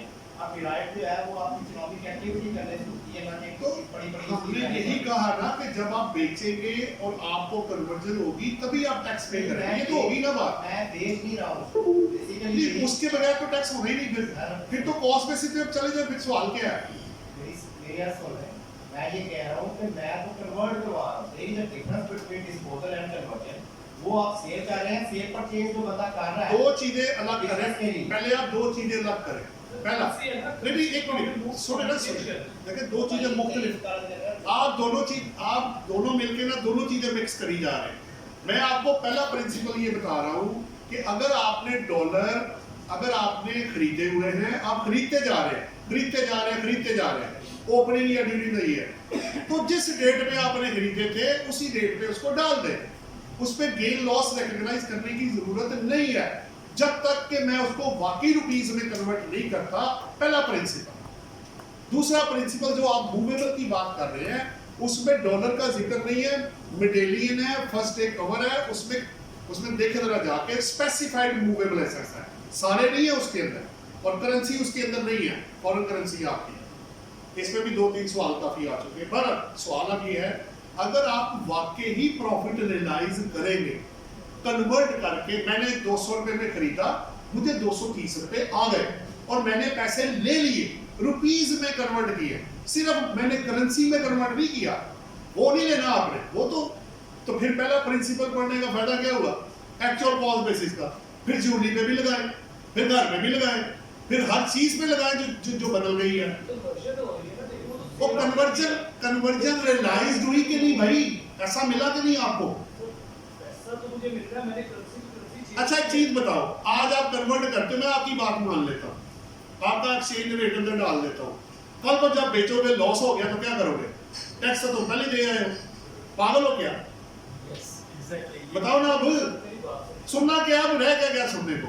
आपने डॉलर रखे हुए हैं, आपने रुपीस में कन्वर्ट नहीं किया, आपने उसको टैक्स दे दिया गेन डाल के, कल को जब बेचा पता लगा रेट ही कम हो गया, तो यही तो सवाल था ना, यही तो दो चीजें थी। आपने रुपीस, चलो अच्छा छोड़ो, आपने रुपीस में कन्वर्ट किया कि नहीं? कर लिया, पैसे गिन के जेब में डाल लिए, आ गए पैसे, टैक्स बनता है। तो फिर मेरा सवाल है, सारे लोग ये भी कहते हैं कि टैक्स होना नहीं चाहिए, फिर भी लोग दे तो रहे हैं। अगर ये सवाल है तो फिर ये भी सवाल है, ये तो अजीब क्यों लगता है? क्यों लगता है? क्योंकि लॉ में लिखा हुआ है। बिजनेस एक्टिविटी नहीं है, वो तो ये बात आप ऐसे करें ना, उधर असेंबली में जाके लॉ अमेंड कराए ना, यहाँ बैठ के बात करने का क्या फायदा? मैं तो नहीं कर सकता अमेंड, नहीं सर, मेरे साथ क्यों बात कर, मैं तो वो बता रहा हूँ जो कानून के अंदर है। नहीं ये अगर आप कानून अमेंड करा सकते हैं तो आप आ जाए जनाब। आप तो कह रहे हैं कानून में लिखा ही नहीं हुआ ना, नहीं लिखा क्यों नहीं हुआ? ये कि इसके ऊपर टैक्स होना है। क्यों नहीं लिखा हुआ? और दूसरा जो है